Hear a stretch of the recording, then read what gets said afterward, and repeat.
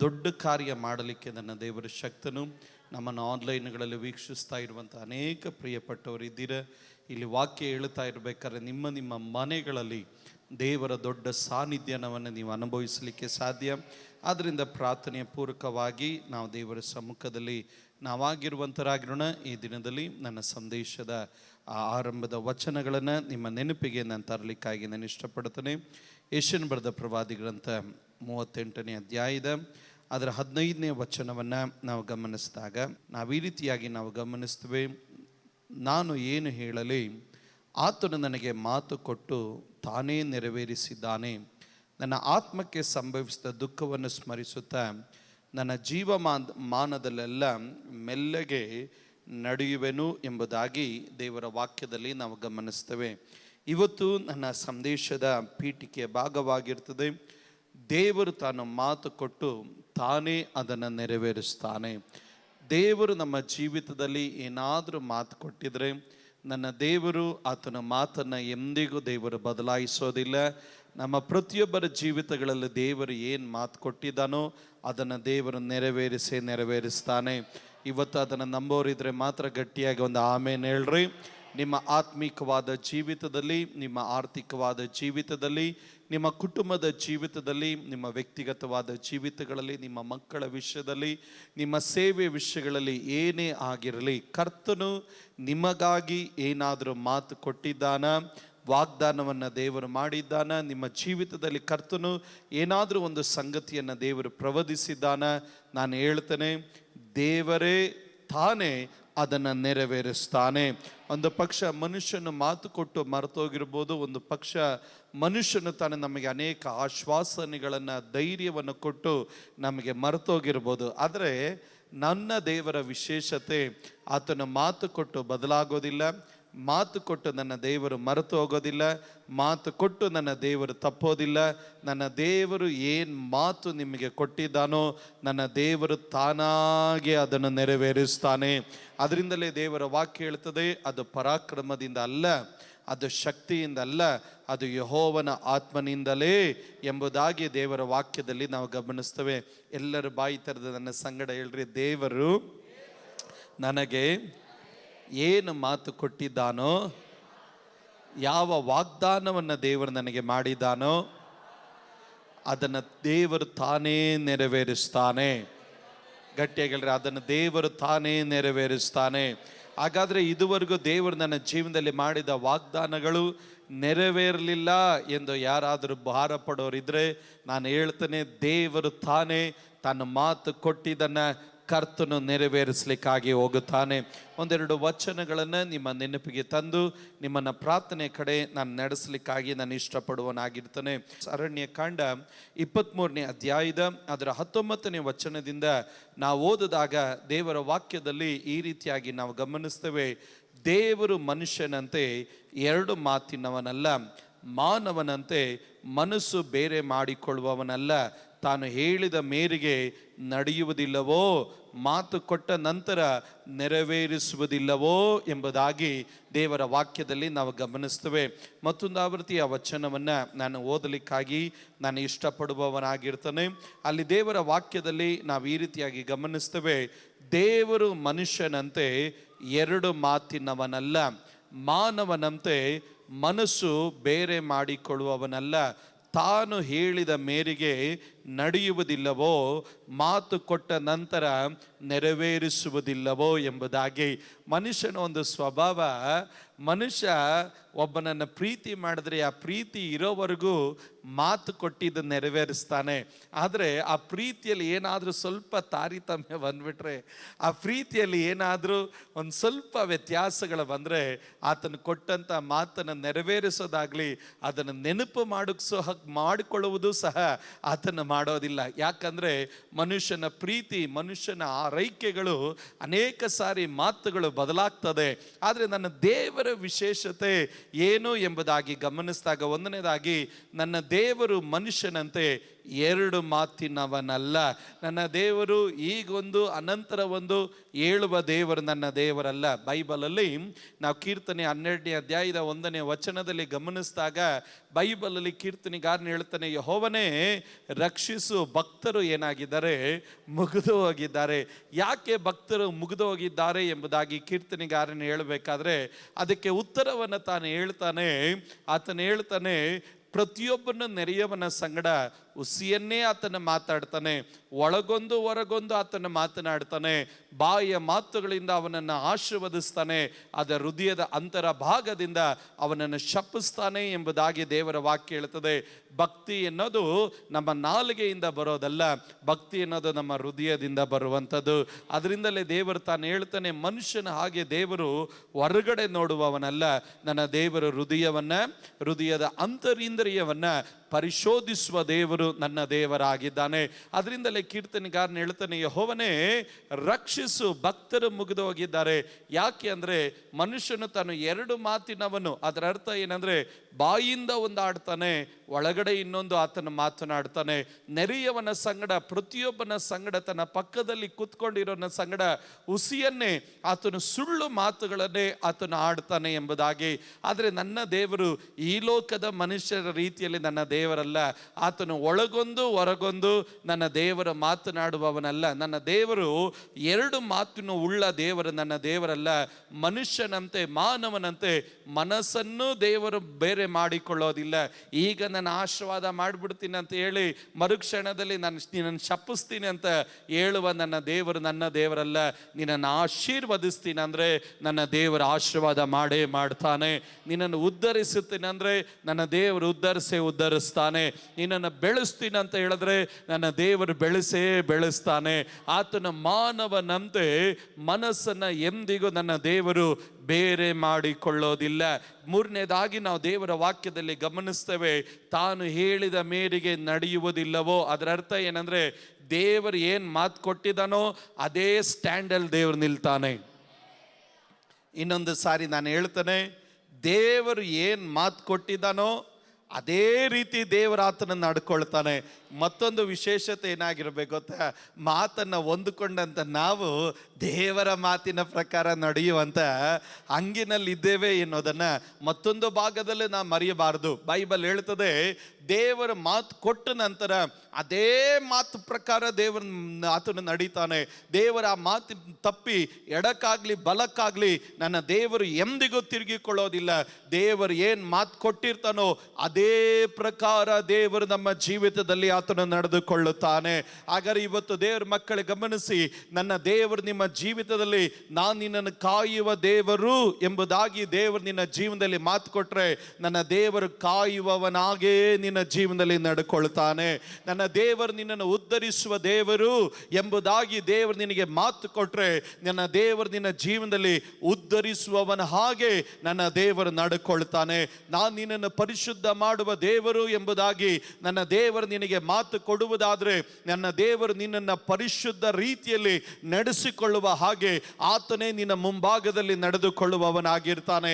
ನಾನು ನಿನ್ನನ್ನು ಉಪಯೋಗಿಸುವ ದೇವರು, ನಾನು ನಿನ್ನನ್ನು ಆಶೀರ್ವದಿಸುವ ದೇವರು, ನಾನು ನಿನ್ನನ್ನು ಬೆಳೆಸುವ ದೇವರು ಎಂಬುದಾಗಿ ಕರ್ತನು ನಿನಗೆ ಮಾತು ಕೊಟ್ಟರೆ ನನ್ನ ದೇವರು ಏನು ಮಾತು ಕೊಟ್ಟಿದ್ದಾನೋ ಅದೇ ಪ್ರಕಾರವಾಗಿ ಆತನು ನಿನ್ನ ಜೀವಿತದಲ್ಲೂ ದೇವರು ಸಹ ನಡೆದುಕೊಳ್ಳುವ ದೇವರು. ಹಾಗಾದ್ರೆ ದೇವರು ತಾನು ಕೊಟ್ಟಂತ ಮಾತನ್ನು ನೆರವೇರಿಸುವುದಕ್ಕಾಗಿ ಮಾತಿನ ಪ್ರಕಾರವಾಗಿಯೇ ನಮ್ಮ ಜೀವಿತದಲ್ಲಿ ದೇವರು ನಡ್ಕೊಳ್ಳುವುದಾದರೆ ಹಾಗಾದ್ರೆ ದೇವರ ವಾಗ್ದಾನವನ್ನು ಹೊಂದಿಕೊಂಡಂತ ನಾವು, ದೇವರ ಆಶೀರ್ವಾದಗಳನ್ನು ಹೊಂದಿಕೊಳ್ಳುವುದಕ್ಕಾಗಿ, ದೇವರಿಂದ ಮಾತುಗಳನ್ನು ಹೊಂದಿಕೊಂಡಂತ ನಾವು, ಕರ್ತನಿಂದ ಉಪಯೋಗಿಸಲ್ಪಡುವುದಕ್ಕಾಗಿ ಕರ್ತನಿಂದ ಮಾತುಗಳನ್ನು ಹೊಂದಿಕೊಂಡಂತ ನಾವು, ಹೊಂದಿಕೊಂಡಂತ ಮಾತಿನ ಪ್ರಕಾರವಾಗಿ ನಾವು ನಡಿಬೇಕು.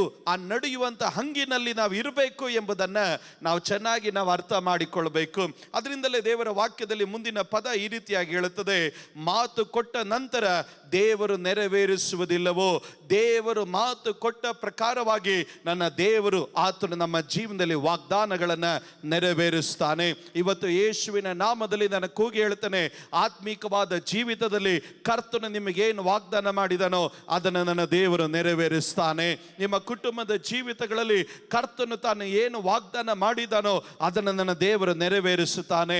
ನಿಮ್ಮ ಸೇವೆಯ ಮಂಡಲಗಳಲ್ಲಿ ಕರ್ತನು ಯಾವ ವಾಗ್ದಾನವನ್ನು ದೇವರು ಮಾಡಿದನೋ ಅದನ್ನು ದೇವರು ನೆರವೇರಿಸ್ತಾನೆ. ಅದು ನಂಬೋರು ಮಾತ್ರ ಗಟ್ಟಿಯಾಗಿ ಆಮೇನ್ ಹೇಳ್ರಿ.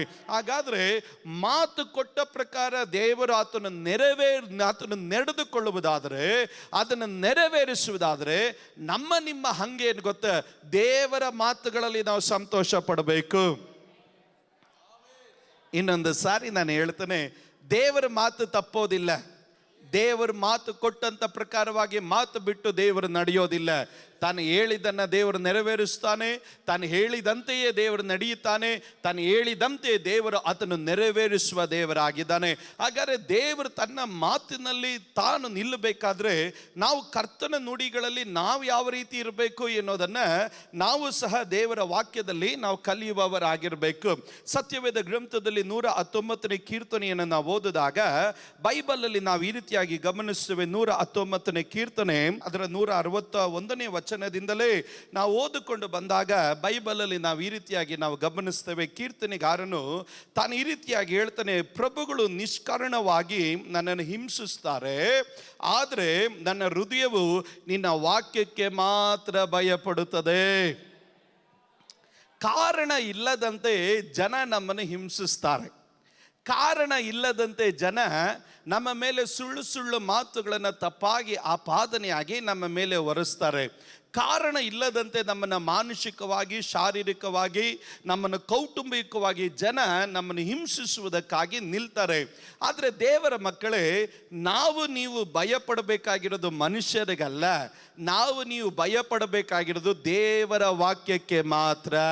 ಇನ್ನೊಂದು ಸಾರಿ ಹೇಳ್ತಾನೆ, ಮನುಷ್ಯನಾಡುವ ನಕಾರಾತ್ಮಕವಾದ ಪದಗಳಿಗೆ ನಾ ಭಯಪಡಬಾರದು.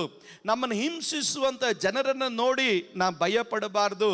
ನಮ್ಮನ್ನು ಅವಮಾನಿಸುವಂಥ ಜನರನ್ನು ನೋಡಿ ನಾ ಭಯಪಡಬಾರದು. ನಮ್ಮನ್ನು ಕೀಳರಿಮೆಯಲ್ಲಿ ತಳ್ಳತಕ್ಕಂತೆ ನಿರಾಶೆಯಲ್ಲಿ ನಮ್ಮನ್ನು ಒಳಪಡಿಸುವಂಥ ಜನರನ್ನು ಕಂಡು ನಾ ಭಯಪಡಬಾರದು. ದೇವರ ಮಾತಿನ ಪ್ರಕಾರವಾಗಿ ನಡೆಯುವಂಥ ನಾವುಗಳು, ದೇವರ ಮಾತು ನಮ್ಮಲ್ಲಿ ನೆರವೇರ್ತದೆ, ದೇವರ ವಾಗ್ದಾನಗಳು ನಮ್ಮಲ್ಲಿ ನೆರವೇರ್ತದೆ ಅಂತ ದೃಢ ಚಿತ್ತದಿಂದ ದೇವರ ಮಾತುಗಳಿಗಾಗಿ ಜೀವಿಸುವಂಥ, ದೇವರ ವಾಕ್ಯದ ಪ್ರಕಾರವಾಗಿ ನಡೆಯುವಂಥ ನಾವುಗಳು ಯಾವುದಕ್ಕೆ ಭಯಪಡಬೇಕು ಗೊತ್ತಾ? ದೇವರ ವಾಕ್ಯಕ್ಕೆ ಮಾತ್ರ ಭಯಪಡಬೇಕು. ನಾನು ಒಂದು ಕಾರ್ಯ ಹೇಳ್ತೇನೆ, ಒಬ್ಬನು ದೇವರ ವಾಕ್ಯಕ್ಕೆ ಭಯಪಟ್ಟರೆ ಈ ಲೋಕದ ಯಾವ ಕಾರ್ಯಕ್ಕೂ ಭಯಪಡೋ ಅವಶ್ಯಕತೆ ಇರೋದೇ ಇಲ್ಲ. ಇನ್ನೊಂದು ಸಾರಿ ನಾನು ಹೇಳ್ತೇನೆ, ಒಬ್ಬನು ದೇವರ ವಾಕ್ಯಕ್ಕೆ ಭಯಪಟ್ಟರೆ ಅವನು ವೈದ್ಯರಿಗೆ ಭಯಪಡಲ್ಲ, ಅವನ ಮಾಟ ಮಂತ್ರಗಳಿಗೆ ಭಯಪಡೋದಿಲ್ಲ, ಅವನು ಈ ಲೋಕದ ಅಧಿಕಾರಿಗಳಿಗೆ ಭಯಪಡೋದಿಲ್ಲ, ಈ ಲೋಕದ ಜನರಿಗೆ ಭಯಪಡೋದಿಲ್ಲ. ಒಬ್ಬನು ದೇವರ ವಾಕ್ಯಕ್ಕೆ ಭಯಪಟ್ಟರೆ ಈ ಲೋಕದ ಯಾವ ಸಂಗತಿಗೂ ಭಯಪಡೋ ಅವಶ್ಯಕತೆ ಇಲ್ಲ. ಕಾರಣ ಬೈಬಲ್ ಹೇಳ್ತದೆ, ಮನುಷ್ಯನು ರೊಟ್ಟಿ ತಿಂದ ಮಾತ್ರದಿಂದ ಬದುಕೋದಿಲ್ಲ, ದೇವರ ಬಾಯಿಯಿಂದ ಹೊರಟು ಬರುವ ಪ್ರತಿಯೊಂದು ಮಾತುಗಳಿಂದಲೇ ಅವನು ಬದುಕ್ತಾನೆ. ನಮ್ಮನ್ನು ನಿಮ್ಮನ್ನು ಬದುಕತಕ್ಕಂತೆ ಮಾಡೋದು ಈ ಲೋಕದ ಮನುಷ್ಯರಲ್ಲ, ನಮ್ಮನ್ನು ನಿಮ್ಮನ್ನು ಬದುಕತಕ್ಕಂತೆ ಮಾಡೋದು ದೇವರ ವಾಕ್ಯ. ನಮ್ಮನ್ನು ನಿಮ್ಮನ್ನು ಆಶೀರ್ವಾದ ಮಾಡತಕ್ಕಂತೆ ಮಾಡೋದು ದೇವರ ವಾಕ್ಯ. ನಮ್ಮನ್ನು ನಿಮ್ಮನ್ನು ಉದ್ಧರಿಸತಕ್ಕಂತೆ ಮಾಡೋದು ದೇವರ ವಾಕ್ಯ. ನಮ್ಮನ್ನು ನಿಮ್ಮನ್ನು ಬೆಳೆಸತಕ್ಕಂತೆ ಮಾಡೋದು ದೇವರ ವಾಕ್ಯ. ನಮ್ಮನ್ನು ನಿಮ್ಮನ್ನು ಸುರಕ್ಷಿತವಾಗಿ ಕಾಯುವುದು ದೇವರ ವಾಕ್ಯ. ನಮ್ಮನ್ನು ನಿಮ್ಮನ್ನು ಅಭಿಷೇಕಿಸುವುದು ದೇವರ ವಾಕ್ಯ. ನಿಮ್ಮ ಜೀವನದಲ್ಲಿ ಅದ್ಭುತವನ್ನು ತರುವುದು ದೇವರ ವಾಕ್ಯ. ನಿಮ್ಮ ಜೀವನದಲ್ಲಿ ರಕ್ಷಣೆ ತರುವುದು ದೇವರ ವಾಕ್ಯ. ನಿಮ್ಮ ಜೀವನದಲ್ಲಿ ಸಮಾಧಾನ ತರೋದು ದೇವರ ವಾಕ್ಯ. ನಿಮ್ಮ ಜೀವನದಲ್ಲಿ ಏಳಿಗೆಯನ್ನು, ವಾಗ್ದಾನದ ನೆರವೇರುವಿಕೆಯನ್ನು ತರುವುದು ದೇವರ ವಾಕ್ಯವಾಗಿರುತ್ತದೆ. ಹಾಗಾದ್ರೆ ದೇವರ ವಾಕ್ಯಕ್ಕೆ ಭಯಪಡೋನು ಈ ಲೋಕದ ಪ್ರತಿಕೂಲಗಳಿಗೆ ಭಯಪಡಲ್ಲ, ಈ ಲೋಕದ ಮನುಷ್ಯರಿಗೆ ಭಯಪಡೋದಿಲ್ಲ, ಈ ಲೋಕದ ಮಾಟ ಮಂತ್ರಗಳಿಗೆ ಭಯಪಡೋದಿಲ್ಲ. ದೇವರ ವಾಕ್ಯಕ್ಕೆ ಭಯಪಡೋನು ಯಾವುದೇ ಯಾವುದಕ್ಕೂ ಭಯ ಪಡೋ ಅವಶ್ಯಕತೆ ಇಲ್ಲವೇ ಇಲ್ಲ. ಅದ ನಂಬರ್ ಮಾತ್ರ ಗಟ್ಟಿಯಾಗಿ ಆಮೇನ್ ಹೇಳ್ರಿ.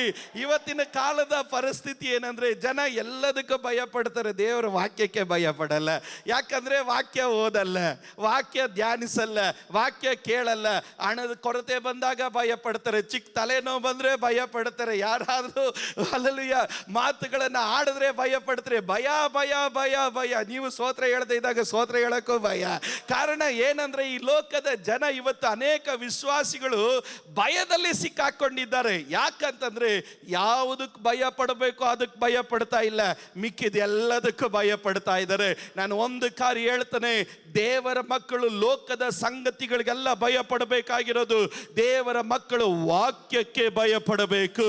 ಈ ವಾಕ್ಯಕ್ಕೆ ನೀನು ಭಯ ಪಡೋನಾದ್ರೆ, ಈ ವಾಕ್ಯಕ್ಕೆ ನಡುಗುವವನಾದ್ರೆ ಈ ಲೋಕದ ಯಾವ ಭಯ ನಿನ್ನನ್ನು ಮುಟ್ಟೋದಕ್ಕಾಗೋದಿಲ್ಲ. ಕಾರಣ ಈ ವಾಕ್ಯ ನಿನ್ನ ಕಾಲಿಗೆ ದೀಪವು, ನಿನ್ನ ಮಾರ್ಗಕ್ಕೆ ಬೆಳಕಾಗಿರುತ್ತದೆ. ಈ ವಾಕ್ಯವು ನಿನಗೆ ಬೆಂಕಿ ಆಗಿದೆ, ಈ ವಾಕ್ಯ ನಿನಗೆ ಚಮ್ಮಟಿ ಆಗಿದೆ, ಈ ವಾಕ್ಯ ನಿನಗೆ ಆಹಾರವಾಗಿದೆ. ಈ ವಾಕ್ಯ ನಿನ್ನ ಜೀವಿತದಲ್ಲಿ ಅದು ನಿತ್ಯ ಜೀವವನ್ನು ಉಂಟು ಮಾಡುವ ವಾಕ್ಯಗಳಾಗಿರ್ತದೆ. ಈ ವಾಕ್ಯಕ್ಕೆ ನೀನು ಭಯ ಪಟ್ರೆ ಯಾವ ಶಕ್ತಿಗಳಿಗೂ, ಯಾವ ವ್ಯಕ್ತಿಗಳಿಗೂ, ಯಾವ ಪರಿಸ್ಥಿತಿಗಳಿಗೂ ನೀನು ಭಯ ಪಡೋ ಅವಶ್ಯಕತೆ ಇಲ್ಲ. ಅದರಿಂದ ಕೀರ್ತನೆಗಾರನ ಹೇಳ್ತೇನೆ, ಕರ್ತನೇ ನಾನು ನಿನ್ನ ವಾಕ್ಯಕ್ಕೆ ಮಾತ್ರ ಭಯ ಪಡುವೆನು. ಅದನ್ನ ನಂಬರ್ ಮಾತ್ರ ಗಟ್ಟಿಯಾಗಿ ಆಮೇನ್ ಹೇಳ್ರಿ. ಎರಡನೇದಾಗಿ ಕೀರ್ತನೆಗಾರನ ಹೇಳ್ತಾನೆ, ಒಬ್ಬನು ತಾನು ಸಂಪಾದಿಸಿದ ದೊಡ್ಡ ಕೊಳ್ಳಿಯಲ್ಲಿ ಹೇಗೋ ಹಾಗೆ ನನ್ನ ನುಡಿಯಲ್ಲಿ ನಾನು ಆನಂದಿಸುವೆನು, ನಿನ್ನ ನುಡಿಯಲ್ಲಿ ನಾನು ಆನಂದಿಸುವೆನು. ಒಬ್ಬರು ಏನಾದರೂ ಕೊಳ್ಳೆ ಹೊಡಕೋ ಬಂದ್ಬಿಟ್ರೆ ಎಷ್ಟು ಸಂತೋಷ ಪಡ್ತಾರಲ್ಲ. ಅಬಾಬಾಬಾಬಾಬಾಬಾ. ಉದಾಹರಣೆಗೆ ನಾನು ಹೇಳ್ತೇನೆ, ನೀವು 1,000 ರೂಪಾಯಿ ಬಿಸ್ನೆಸ್ಗೆ ಇನ್ವೆಸ್ಟ್ ಮಾಡಿದ್ರಿ, 1,00,000 ಸಿಕ್ತು, ಮುಖ ಗಂಟು ಮಾಡ್ಕೊಂಡಿರ್ತೀರಾ? ಇಲ್ಲ. 1,000 ರೂಪಾಯಿ ನೀವು ಇನ್ವೆಸ್ಟ್ ಮಾಡಿದ್ರೆ 1,00,000 ಲಾಭ ಸಿಕ್ಕಿದ್ರೆ ಹೇಳ್ತೀರಿ ಅಬ್ಬಾ, ಯಾರೇ ಕೇಳಿದ್ರು ಸಂತೋಷವಾಗಿ ತಗೋ, ಆನಂದ ಪಡು. ಹೆಂಗ್ ಬಿಸ್ನೆಸ್ ನಡೀತು ಗೊತ್ತಾ, ಯಾವ ರೀತಿ ನಡೀತು ಗೊತ್ತಾ, ಹೆಂಗ್ ಆಗೋಯ್ತು ಗೊತ್ತಾ, ಹೆಂಗ್ ಲಾಭ ಬಂತು ಗೊತ್ತಾ. ಅದನ್ನ 100 ಜನರ ಹತ್ರ ನೀವು ಹಂಚ್ಕೊಳ್ತೀರ. ಬೈಬಲ್ ಹೇಳ್ತದೆ, ಇದೇ ರೀತಿ ನಿನ್ನ ವಾಕ್ಯದಲ್ಲಿ ನೀನು ಸಂತೋಷ ಪಡಬೇಕು. ಅಬ್ಬಾಬಾ, ದೇವ್ರ ನನ್ನ ಹತ್ರ ಹೇಗ್ ಮಾತಾಡ್ದ ಗೊತ್ತಾ, ದೇವ್ರ ವಾಕ್ಯ ಎಷ್ಟು ಚೆನ್ನಾಗಿ ಹೇಳುತ್ತೆ ಗೊತ್ತಾ, ದೇವ್ರ ನನ್ನ ಬಳಿಯಲ್ಲಿ ಹೇಗ್ ಮಾತಾಡ್ದ ಗೊತ್ತಾ. ಇವತ್ತು ಪಾಸ್ಟ್ ಒಂದು ಪಾಯಿಂಟ್ ಹೇಳಿದ್ರು, ಎಷ್ಟು ಸಂತೋಷವಾಯಿತು ಗೊತ್ತಾ. ವಾಕ್ಯ ಕೇಳಬೇಕಾದ್ರೆ ಅದ್ರಲ್ಲಿ ಒಂದು ಆನಂದ ಇರಬೇಕು. ಕೆಲವರು ವಾಕ್ಯ ಕೇಳಬೇಕಾದ್ರೆ ಮುಖ ಗಂಟಾಕ್ದಾಗ್ಲೇ ಗೊತ್ತು ನಿನಗೆ ವಾಕ್ಯದ ಮುಂದೆ ಸಂತೋಷ ಇಲ್ಲ. ಟಿವಿ ಸೀರಿಯಲ್ಗಳು, ಮೊಬೈಲ್ಗಳು, ಜೋಕ್ಗಳ ಮುಂದೆ ನಿನಗೆ ಸಂತೋಷ. ವಾಕ್ಯ ಕೇಳಬೇಕಾದ್ರೆ ಒಂದು ರುಚಿ ಇದೆಯಲ್ಲ. ಎಂತ ಪಾಯಿಂಟ್ ಮಾತಾಡಿದ್ರು ಗೊತ್ತಾ, ಹೇಗೆ ಯೇಸುವನ್ನು ಪ್ರತ್ಯಕ್ಷ ಪಡಿಸಿದ್ರು ಗೊತ್ತಾ, ಆ ವಾಕ್ಯದಲ್ಲಿ ಏನ್ ಶಕ್ತಿ ಇದೆ ಗೊತ್ತಾ, ಆ ವಾಕ್ಯದಲ್ಲಿ ಏನ್ ಜೀವ ಇದೆ ಗೊತ್ತಾ. ಇದುವರೆಗೂ ಕೇಳಿದಿರೋ ಒಂದು ಮರ್ಮ ದೇವ್ರ ನನ್ನ ಹತ್ರ ಮಾತಾಡ್ದಲ್ಲ. ಆ ವಾಕ್ಯ ಕೇಳಬೇಕಾದ್ರೆ ರುಚಿಸಿ ಆನಂದ ಪಡಬೇಕು. ಅದರಿಂದ ಕೀರ್ತನೆಗಾರನು ಹೇಳ್ತಾನೆ, ನಿನ್ನ ನುಡಿಯಲ್ಲಿ ನಾನು ಆನಂದ ಪಡುತ್ತೇನೆ. ಇವತ್ತು ನಾನು ಹೇಳ್ತೇನೆ, ವಾಕ್ಯ ಕೇಳಬೇಕಾದ್ರೆ ಆನಂದ ಪಡಬೇಕು. ಯೇಸು ಸ್ವಾಮಿ ಯಾವ ರೀತಿ ನನ್ನ ಹತ್ರ ಮಾತಾಡ್ದ ಗೊತ್ತಾ, ದೇವರ ವಾಕ್ಯ ಎಷ್ಟು ಚೆನ್ನಾಗಿ ಹೇಳುತ್ತೆ ಗೊತ್ತಾ. ಕೆಲವರು ದುಃಖ, ಚಿಂತೆ, ಹೋರಾಟಗಳನ್ನೆಲ್ಲ ತಲೆಯಲ್ಲಿ ಹಾಕೊಂಡು ಎಷ್ಟೇ ವಾಕ್ಯ ಹೇಳಿದ್ರು, ಅಯ್ಯ ನೀನು ವಾಕ್ಯದಲ್ಲಿ ಆನಂದ ಪಡು, ಯಾವ ಚಿಂತೆನೂ ನಿನ್ನ ಹತ್ರ ಬರೋದಿಲ್ಲ. ನೀನು ವಾಕ್ಯದಲ್ಲಿ ಸಂತೋಷ ಪಡು, ಯಾವ ಭಾರ ನಿನಗೆ ಬರೋದಿಲ್ಲ. ನೀನು ವಾಕ್ಯದಲ್ಲಿ ಸಂತೋಷ ಪಡು, ನಿನ್ನ ಜೀವಿತದಲ್ಲಿ ಯಾವ BP ಬರಲ್ಲ, ಯಾವ ನಿರಾಶೆ ಬರಲ್ಲ, ಯಾವ ದುಃಖ ಬರಲ್ಲ, ಯಾವ ಚಿಂತೆ ಬರೋದಿಲ್ಲ. ಕಾರಣ ವಾಕ್ಯದಲ್ಲಿ ನೀನು ಸಂತೋಷ ಪಟ್ರೆ ಬೇರೆ ಎಲ್ಲ ಚಿಂತೆಗಳನ್ನ ದೇವರ ವಾಕ್ಯವೇ ನಿನ್ನಿಂದ ತೆಗೆದು ಬಿಡುತ್ತೆ. ಅದರಿಂದ ಕೀರ್ತನೆಗಾರನು ಹೇಳ್ತಾನೆ, ನಿನ್ನ ನುಡಿಯಲ್ಲಿ ನಾನು ಆನಂದ ಪಡುತ್ತೇನೆ. ಗಟ್ಟಿಯಾಗಿ ನೀವು ಸ್ತೋತ್ರ ಹೇಳಬೇಕು. ಪ್ರತಿ ಸಾರಿ ವಾಕ್ಯ ಕೇಳಬೇಕಾದ್ರೆ ಅದರಿಂದ ಕೀರ್ತನೆಗಾರನು ಹೇಳ್ತಾನೆ, ಕರ್ತನು ಸರ್ವೋತ್ತಮನೆಂದು ಅನುಭವದಿಂದ ರುಚಿ ನೋಡಿ ತಿಳಿಬೇಕು. ಅಂಕಲ್ ಯಾವಾಗ್ಲೂ ಹೇಳ್ತಾರೆ, ಜೇನುತುಪ್ಪವನ್ನ ಪೇಪರಲ್ಲಿ ಬರೆದು ನಾವು ಏನಾದ್ರೂ ಟೇಸ್ಟ್ ಮಾಡಕ್ ಹೋದ್ರೆ ಆ ಪೇಪರ್ ಸ್ಮೆಲ್ ಬರುತ್ತೆ. ನಿಜವಾದ ಜೇನುತುಪ್ಪ ಹಾಕೊಂಡು ಅದನ್ನ ಸವದು ನೋಡಿದಾಗ ಹೇಳ್ತೀವಿ, ಅಬ್ಬಾ ಎಂತ ರುಚಿ. ಅಯ್ಯ, ವಾಕ್ಯ ಕೈಯಲ್ಲಿ ಇದ್ದಾಗ ವಾಕ್ಯ ಕೇಳಬೇಕಾದ್ರೆ ಒಂದೊಂದು ಪದಕ್ಕೂ ಸ್ತೋತ್ರ ಹೇಳ್ತಾ ಇರಬೇಕು. ಇವತ್ತು ದೇವರು ನನ್ನೊಟ್ಟಿಗೆ ಮಾತಾಡಿದ, ಎಂತ ವಾಕ್ಯ ಇದೆಯಪ್ಪ, ನನ್ನ ಹತ್ರ ದೇವರು ಆತನ ಮಾತು ಕೊಟ್ಟು ನೆರವೇರಿಸ್ತಾನಂತ ಹೇಳಿದಾನಲ್ಲ, ಅದಕ್ಕಾಗಿ ಸ್ತೋತ್ರ. ನನಗೆ ಶಕ್ತಿ ಇಲ್ಲ, ನನಗೆ ಬಲ ಇಲ್ಲ, ಆದರೆ ನನಗೆ ದೇವರ ಮಾತಿದೆ, ಅದನ್ನ ದೇವರು ನೆರವೇರಿಸ್ತಾನೆ, ಅದನ್ನು ನಾನು ನಂಬ್ತೀನಿ. ಯಾರಾದ್ರೂ ಗಟ್ಟಿಯಾಗಿ ಸ್ತೋತ್ರ ಹೇಳಬೇಕು. ಅದನ್ನು ನಾನು ನಂಬುತ್ತೀನಿ, ಅದರಲ್ಲಿ ನಾನು ಧೈರ್ಯ ಉಳ್ಳವನಾಗಿದ್ದೀನಿ. ಇವತ್ತು ನಿರಾಶೆಯಿಂದ ಬಂದೆ, ಆದರೆ ದೇವರು ನನ್ನೊಟ್ಟಿಗೆ ನಿಮ್ಮೊಟ್ಟಿಗೆ ಮಾತಾಡ್ತಾ ಇದ್ದೀನಿ. ಈ ವಾಕ್ಯಕ್ಕಾಗಿ ಸ್ತೋತ್ರ ಸ್ತೋತ್ರ ಸ್ತೋತ್ರ ಸ್ತೋತ್ರ ಎಂದು ದೇವರ ವಾಕ್ಯದಲ್ಲಿ ಆನಂದ ಪಡಬೇಕು. ಅದರಿಂದ ಕೀರ್ತನೆಗಾರನು ಹೇಳ್ತಾನೆ, ನಿನ್ನ ವಾಕ್ಯದಲ್ಲಿ, ನಿನ್ನ ನುಡಿಯಲ್ಲಿ, ನಿನ್ನ ಮಾತಲ್ಲಿ ವಾಗ್ದಾನ ಕೇಳ್ತೀವಲ್ಲ, ಆ ವಾಗ್ದಾನನು ದೇವರ ನುಡಿನೇ. ಅದರಲ್ಲಿ ಆನಂದ ಪಡಬೇಕು. ತಿದ್ದುಪಾಟು ಕೇಳಿದಾಗ ಅದನ್ನು ದೇವರ ನುಡಿನೇ, ಅದರಲ್ಲಿ ಆನಂದ ಪಡಬೇಕು. ನೀತಿ ಶಿಕ್ಷೆ ಕೇಳಿದಾಗ ಅದನ್ನು ದೇವರ ನುಡಿನೇ, ಅದರಲ್ಲೂ ಆನಂದ ಪಡಬೇಕು. ನೀವ್ಯಾರು ಸ್ತೋತ್ರ ಹೇಳದೆ ಇದ್ದಾಗ ಕೀರ್ತನೆಗಾರನು ಹೇಳ್ತಾನೆ, ನಾನು ನಿನ್ನ ನುಡಿಯಲ್ಲಿ ಆನಂದ ಪಡುವೆನು. ಸಮಯ ಹೋಗ್ತಾ ಇರೋದ್ರಿಂದ ಆದಷ್ಟು ಬೇಗ ನಾನು ಹೇಳ್ತೇನೆ. ಮುಂದಿನ ಪದದಲ್ಲಿ ಆತನು ಹೇಳ್ತಾನೆ, ಮಿಥ್ಯವಾದದನ್ನು ಹಾಗೆ ಮಾಡ್ತಾನೆ, ಅದು ನನಗೆ ಅಸಹ್ಯ. ಟೈಮ್ ವೇಸ್ಟ್ ಮಾಡೋದು ನನಗೆ ಅಸಹ್ಯ. ವೇಸ್ಟ್ ಆದ ಕಾರ್ಯಗಳಲ್ಲಿ ತೊಡಗಿಸ್ಕೊಳ್ಳೋದು ನನಗೆ ಅಸಹ್ಯ. ಅದನ್ನು ಹಾಗೆ ಮಾಡ್ತೀನಿ. ಅದರ ಅರ್ಥ ಏನಂದ್ರೆ, ಟೈಮ್ ವೇಸ್ಟ್ ಮಾಡೋ ಬದಲು ದೇವರ ವಾಕ್ಯದಲ್ಲಿ ಆನಂದ ಪಡೋದು ಬಹಳ ಮುಖ್ಯ. ಯಾರು ಸ್ತೋತ್ರ ಹೇಳಿಲ್ಲ. ಕೀರ್ತನೆಗಾರನು ಹೇಳ್ತಾನೆ, ಟೈಮ್ ವೇಸ್ಟ್ ಮಾಡೋದು, ಮಿಥ್ಯವಾದದ್ದು, ವೇಸ್ಟ್ ಆಗಿರೋದು, ಅಲ್ಲೂ ಅಸಹ್ಯವಾದದ್ದು, ಟೈಮ್ ವೇಸ್ಟ್ ಮಾಡೋ ಕಾರ್ಯಗಳು ನನಗೆ, ಅದನ್ನು ನಾನು ಹಾಗೆ ಮಾಡ್ತೀನಿ. ಅದು ನನಗೆ ಇಷ್ಟನೇ ಇಲ್ಲ. ಕೆಲವರಿಗೆ ಟೈಮ್ ವೇಸ್ಟ್ ಮಾಡೋದಂದ್ರೆ ಬಹಳ ಇಷ್ಟ. ಕೆಲವರಿಗೆ ವ್ಯರ್ಥವಾಗಿ ಸಮಯ ಕಳೆಯೋದಂದ್ರೆ ಬಹಳ ಇಷ್ಟ. ದೇವರ ಪ್ರಸನ್ನಿಧಿಗೆ ಬರೋದು ಕಷ್ಟ, ವಾಕ್ಯ ಓದೋದು ಕಷ್ಟ. ನೀವು ಸ್ತೋತ್ರ ಹೇಳೋದು ಇಲ್ಲಿ ಹೇಳದೇ ಇದ್ದಾಗ ಸ್ತೋತ್ರ ಹೇಳೋದು ಕಷ್ಟ, ಪ್ರಾರ್ಥನೆ ಮಾಡೋದು ಕಷ್ಟ, ಆರಾಧನೆ ಮಾಡೋದು ಕಷ್ಟ, ದೇವರ ಆಲಯಕ್ಕೆ ಬರೋದು ಕಷ್ಟ, ಬೈಬಲ್ ತಗೊಂಡು ಬರೋದು ಕಷ್ಟ, ಚಪ್ಪಾಳೆ ತಟ್ಟೋದು ಕಷ್ಟ, ಕಣ್ಣು ಮುಚ್ಚೋದು ಕಷ್ಟ, ಚರ್ಚಲ್ಲಿ ಬಂದು ಕುತ್ಕೊಳ್ಳೋದು ಕಷ್ಟ. ಕಾರಣ ಏನಂದ್ರೆ, ಅವರಿಗೆ ಮಿಥ್ಯವಾದ ಕಾರ್ಯಗಳು, ಟೈಮ್ ವೇಸ್ಟ್ ಮಾಡಂದ್ರೆ ಬಹಳ ಇಷ್ಟ. ಸುಮ್ಮನೆ ಕುತ್ಕೊಂಡು ಕೆ ಅಂತ ನಗಿತಾರೆ. ಆದ್ರೆ ವಾಕ್ಯದ ಮುಂದೆ ಕುತ್ಕೋಬೇಕಂದ್ರೆ ಕಷ್ಟ. ಆದ್ರೆ ಭಕ್ತನು ವಾಕ್ಯದಲ್ಲಿ ಸಂತೋಷ ಪಡೋನು ಹೇಳ್ತಾನೆ, ನನಗೆ ಟೈಮ್ ವೇಸ್ಟ್ ಮಾಡೋದು ನನಗೆ ಇಷ್ಟ ಇಲ್ಲ. ಮನೆಯಲ್ಲಿ ಕುತ್ಕೊಂಡಿರೋದು, ಮೊಬೈಲಲ್ಲಿ ಕುತ್ಕೊಂಡಿರೋದು, ಕೇಕೆ ಹಾಕೊಂಡು ನಡೆಯೋದು, ತಲಾಟೆ ಮಾಡ್ಕೊಂಡು ಹರಟೆ ಹೊಡ್ಕೊಂಡು ನಡೆಯೋದು, ಟೈಮ್ ವೇಸ್ಟ್ ಮಾಡೋದು ನನಗೆ ಇಷ್ಟ ಇಲ್ಲ. ಮುಂದಿನ ವಾಕ್ಯ ಹೇಳ್ತೇನೆ. ಕಾರಣ ಏನಂದ್ರೆ, ನಿನ್ನ ಧರ್ಮಶಾಸ್ತ್ರವು ನನಗೆ ಪ್ರಿಯವಾಗಿದೆ. ನನಗೇನು ಇಷ್ಟ ಅಂದ್ರೆ, ನಿನ್ನ ವಾಕ್ಯ ಅಂದ್ರೆ ಬಹಳ ಇಷ್ಟ. ವಾಕ್ಯ ಇಷ್ಟ ಆದವ್ರು ಮಾತ್ರ ಗಟ್ಟಿಯಾಗಿ ಆಮೇಲೆ ಹೇಳ್ರಿ. ನಾನು ಹೇಳ್ತೇನೆ, ಟೈಮ್ ವೇಸ್ಟ್ ಮಾಡೋದು ನನಗೆ ಇಷ್ಟ ಇಲ್ಲ, ಹರಟೆ ಹೊಡೆಯೋದು ನನಗೆ ಇಷ್ಟ ಇಲ್ಲ, ನನ್ನ ಸಮಯವನ್ನು ವ್ಯರ್ಥವಾಗಿ ಕಳೆಯೋದು ನನಗೆ ಇಷ್ಟ ಇಲ್ಲ. ನನಗೆ ಇಷ್ಟ ಏನು ಗೊತ್ತಾ? ದೇವರ ವಾಕ್ಯ, ದೇವರ ವಾಕ್ಯ, ದೇವರ ವಾಕ್ಯ ನನಗೆ ಅತಿ ಪ್ರಿಯವಾದದ್ದು. ಈ ಉಪವಾಸ ಪ್ರಾರ್ಥನೆಯಲ್ಲಿ ಕೂಡಿ ಬಂದಿರೋ ದೇವರ ಮಕ್ಕಳು, ನಮಗೂ ನಿಮಗೂ ದೇವರ ವಾಕ್ಯ ಪ್ರಿಯವಾಗಿದ್ರೆ, ದೇವರು ತಾನು ಕೊಟ್ಟ ಮಾತನ್ನು ದೇವರು ನಮ್ಮಲ್ಲಿ ನೆರವೇರಿಸ್ತಾನೆ. ಇವತ್ತು ನನಗೆ, ದೇವರ ಭಕ್ತರಿಗೆ, ದೇವ ಜನರಿಗೆ, ದೇವರನ್ನು ಆರಾಧನೆ ಮಾಡೋ ಕರ್ತನ ಮಕ್ಕಳಿಗೆ ಆತನ ವಾಗ್ದಾನಗಳು ನನ್ನಲ್ಲಿ ನೆರವೇರಬೇಕು ಎಂದು ಇಷ್ಟಪಡೋ ದೇವರ ಮಕ್ಕಳಿಗೆ ಬಹಳ ಇಷ್ಟ ಏನು ಗೊತ್ತಾ? ದೇವರ ವಾಕ್ಯನೇ ಇಷ್ಟ. ಇವತ್ತು ಯಾರಾದ್ರೂ ಈ ಉಪವಾಸ ಪ್ರಾರ್ಥನೆಯಲ್ಲಿ ನನಗೆ ದೇವರ ವಾಕ್ಯ ಇಷ್ಟ ಪಾಸ್ಟರ್ ಅಂತ ಹೇಳೋರು ಮಾತ್ರ ಗಟ್ಟಿಯಾಗಿ ಆಮೇನ್ ಹೇಳ್ರಿ. ಹಲ್ಲೆಲೂಯಾ. ಬರ್ತಾ ಬರ್ತಾ ವಾಕ್ಯ ಇಷ್ಟ ಇಲ್ಲ. ಈಗ ಇವತ್ತು ದೇವರ ಮಕ್ಕಳೇ, ನಮಗೂ ನಿಮಗೂ ದೇವರ ವಾಕ್ಯ ಏನಾಗಿರ್ಬೇಕಂದ್ರೆ ಪ್ರಿಯವಾದದ್ದು. ವಾಕ್ಯ ಹೇಳಿ ಪಾಸ್ಟರ್, ವಾಕ್ಯ ಹೇಳಿ ಕುತ್ಕೊಳ್ತೀವಿ. ವಾಕ್ಯ ಹೇಳ್ರಿ ನಾನು ಕೇಳ್ತೀನಿ, ವಾಕ್ಯ ಹೇಳ್ರಿ ಸ್ತೋತ್ರ ಹೇಳ್ತೀನಿ, ವಾಕ್ಯ ಹೇಳ್ರಿ ನಾನು ಆರಾಧನೆ ಮಾಡ್ತೀನಿ, ವಾಕ್ಯ ಹೇಳ್ರಿ ಅದರ ನಂಬಿಕೆಯಿಂದ ಅಂಗೀಕರಿಸ್ತೇನೆ. ಕಾರಣ ನನಗೆ ಬಹಳ ಇಷ್ಟ. ವಾಕ್ಯ ನನಗೆ ಇಷ್ಟ. ವಾಕ್ಯ ಕೇಳೋದಿಷ್ಟ, ವಾಕ್ಯ ಓದೋದಿಷ್ಟ, ವಾಕ್ಯ ಕೈಗೊಂಡು ನಡೆಯೋದಿಷ್ಟ. ಈ ವಾಕ್ಯದಲ್ಲಿ ಬರ್ದಿರೋದೆಲ್ಲ ನನ್ನ ಜೀವನದಲ್ಲಿ ನೆರವೇರೋದು ನನಗಿಷ್ಟ. ಆದ್ರಿಂದ ಪಾಸ್ಟರ್ ವಾಕ್ಯ ಕೊಡಿ, ನಾನು ಸ್ತೋತ್ರ ಹೇಳ್ತೀನಿ ಅನ್ನೋರು ಮಾತ್ರ ಗಟ್ಟಿಯಾಗಿ ಆಮೇನ್ ಹೇಳ್ರಿ. ನಾನು ಹೇಳ್ತೇನೆ, ವಾಕ್ಯ ಪ್ರಿಯ ಉಳ್ಳವರಿಗೆ ಯಾರೇ ವಾಕ್ಯ ಮಾತಾಡಿದ್ರು ದುಃಖ ಇರೋದಿಲ್ಲ. ಅವರ ಆಸಕ್ತಿಯಿಂದ ವಾಕ್ಯ ಕೇಳ್ತಾರೆ, ಅವರ ಆಸಕ್ತಿಯಿಂದ ವಾಕ್ಯ ಹೊಂದ್ಕೊಳ್ತಾರೆ. ಕಾರಣ ವಾಕ್ಯ ಪ್ರಸಂಗ ಮಾಡಕ್ ಮಾತ್ರ ಅಲ್ಲ ಇರೋದು, ಈ ವಾಕ್ಯ ರುಚಿಸಿ ನೋಡಬೇಕು, ಈ ವಾಕ್ಯವನ್ನ ಸೌದೆ ನೋಡಬೇಕು, ಈ ವಾಕ್ಯವನ್ನ ಹಿಡಿದು ನೋಡಬೇಕು, ಈ ವಾಕ್ಯವನ್ನ ಮಾತಾಡಿ ನೋಡಬೇಕು, ಈ ವಾಕ್ಯದಲ್ಲಿ ನಡೆದು ನೋಡಬೇಕು. ಕಾರಣವೇನಂದ್ರೆ ಈ ವಾಕ್ಯವೇ ನಮ್ಮನ ಮೇಲೆ ತೋದು. ಅದರಿಂದ ಕೀರ್ತನೆಗಾರನು ಹೇಳ್ತಾನೆ, ನಿನ್ನ ವಾಕ್ಯ ನನಗೆ ಪ್ರಿಯವಾದದ್ದು. ಯಾರಿಗಂಗಾದ್ರೂ ಆಗಲಿ, ನನಗೆ ವಾಕ್ಯ ಕೊಡ್ರಿ, ನನಗೆ ವಾಕ್ಯ ಕೊಡ್ರಿ, ನನ್ನ ಹತ್ರ ವಾಕ್ಯ ಮಾತಾಡ್ರಿ. ನನಗೆ ವಾಕ್ಯ ಬಹಳ ಪ್ರಿಯವಾದದ್ದು. ಮುಂದಿನ ವಚನದಲ್ಲಿ ಕೀರ್ತನೆಗಾರನು ಹೇಳ್ತಾನೆ, ನಿನ್ನ ನೀತಿ ವಿಧಿಗಳಿಗೋಸ್ಕರ ನಿನ್ನನ್ನು ದಿನಕ್ಕೆ 7 ಸಾರಿ ಕೊಂಡಾಡ್ತೀನಿ ಅಂತ. ಏನಕ್ಕಾಗಿ ಅಂದ್ರೆ ವಾಕ್ಯಕ್ಕಾಗಿ 7 ಸಾರಿ ಕೊಂಡಾಡ್ತೀನಿ. ಉಪಕಾರಕ್ಕಾಗಿ ಒಂದು ಟೈಮು ಸ್ತೋತ್ರ ಹೇಳಲ್ಲ. ಕೀರ್ತನೆಗಾರನ್ ಹೇಳ್ತಾನೆ, ನನ್ನ ಮನವೇ ಯೆಹೋವನನ್ನ ಕೊಂಡಾಡು. ಏನಕ್ಕಾಗಿ? ಏನಕ್ಕಾಗಿ? ಉಪಕಾರಕ್ಕಾಗಿ ಕೊಂಡಾಡು ಅಂತ. ಇಲ್ಲಿ ಉಪಕಾರ ಅಲ್ಲ, ವಾಕ್ಯಕ್ಕಾಗಿ. ವಾಕ್ಯಕ್ಕಾಗಿ ಎಷ್ಟು ಸರಿ ಕೊಂಡಾಡ್ಬೇಕು? ದಿನಕ್ಕೆ 7 ಸಾರಿ. ಅದ್ರ ಅರ್ಥ ಏನಂದ್ರೆ ದಿನಕ್ಕೆ 7 ಸಾರಿ ಹೇಳ್ಬೇಕು, ದೇವರೇ ನೀನು ಸಾಲ ಕೊಡೋದಿಲ್ಲ, ಸಾಲ ಕೊಡ್ತೀನಿ ಅಂತ ವಾಕ್ಯ ಹೇಳಿದೆಯಲ್ಲ, ಸಾಲ ತೆಗೆದುಕೊಳ್ಳೋದಿಲ್ಲ, ಸಾಲ ಕೊಡ್ತೀನಿ ಅಂತ ವಾಕ್ಯ ಹೇಳಿದೆಯಲ್ಲ, ಆ ವಾಕ್ಯಕ್ಕಾಗಿ ನಿನಗೆ ಸ್ತೋತ್ರ. ನಿನ್ನ ಬಾಸುಂಡೆಗಳಿಂದ ನನಗೆ ಗುಣವಾಗಿದೆ ಅಂತ ಹೇಳಿದೆಯಲ್ಲ, ಆ ವಾಕ್ಯಕ್ಕಾಗಿ ಸ್ತೋತ್ರ.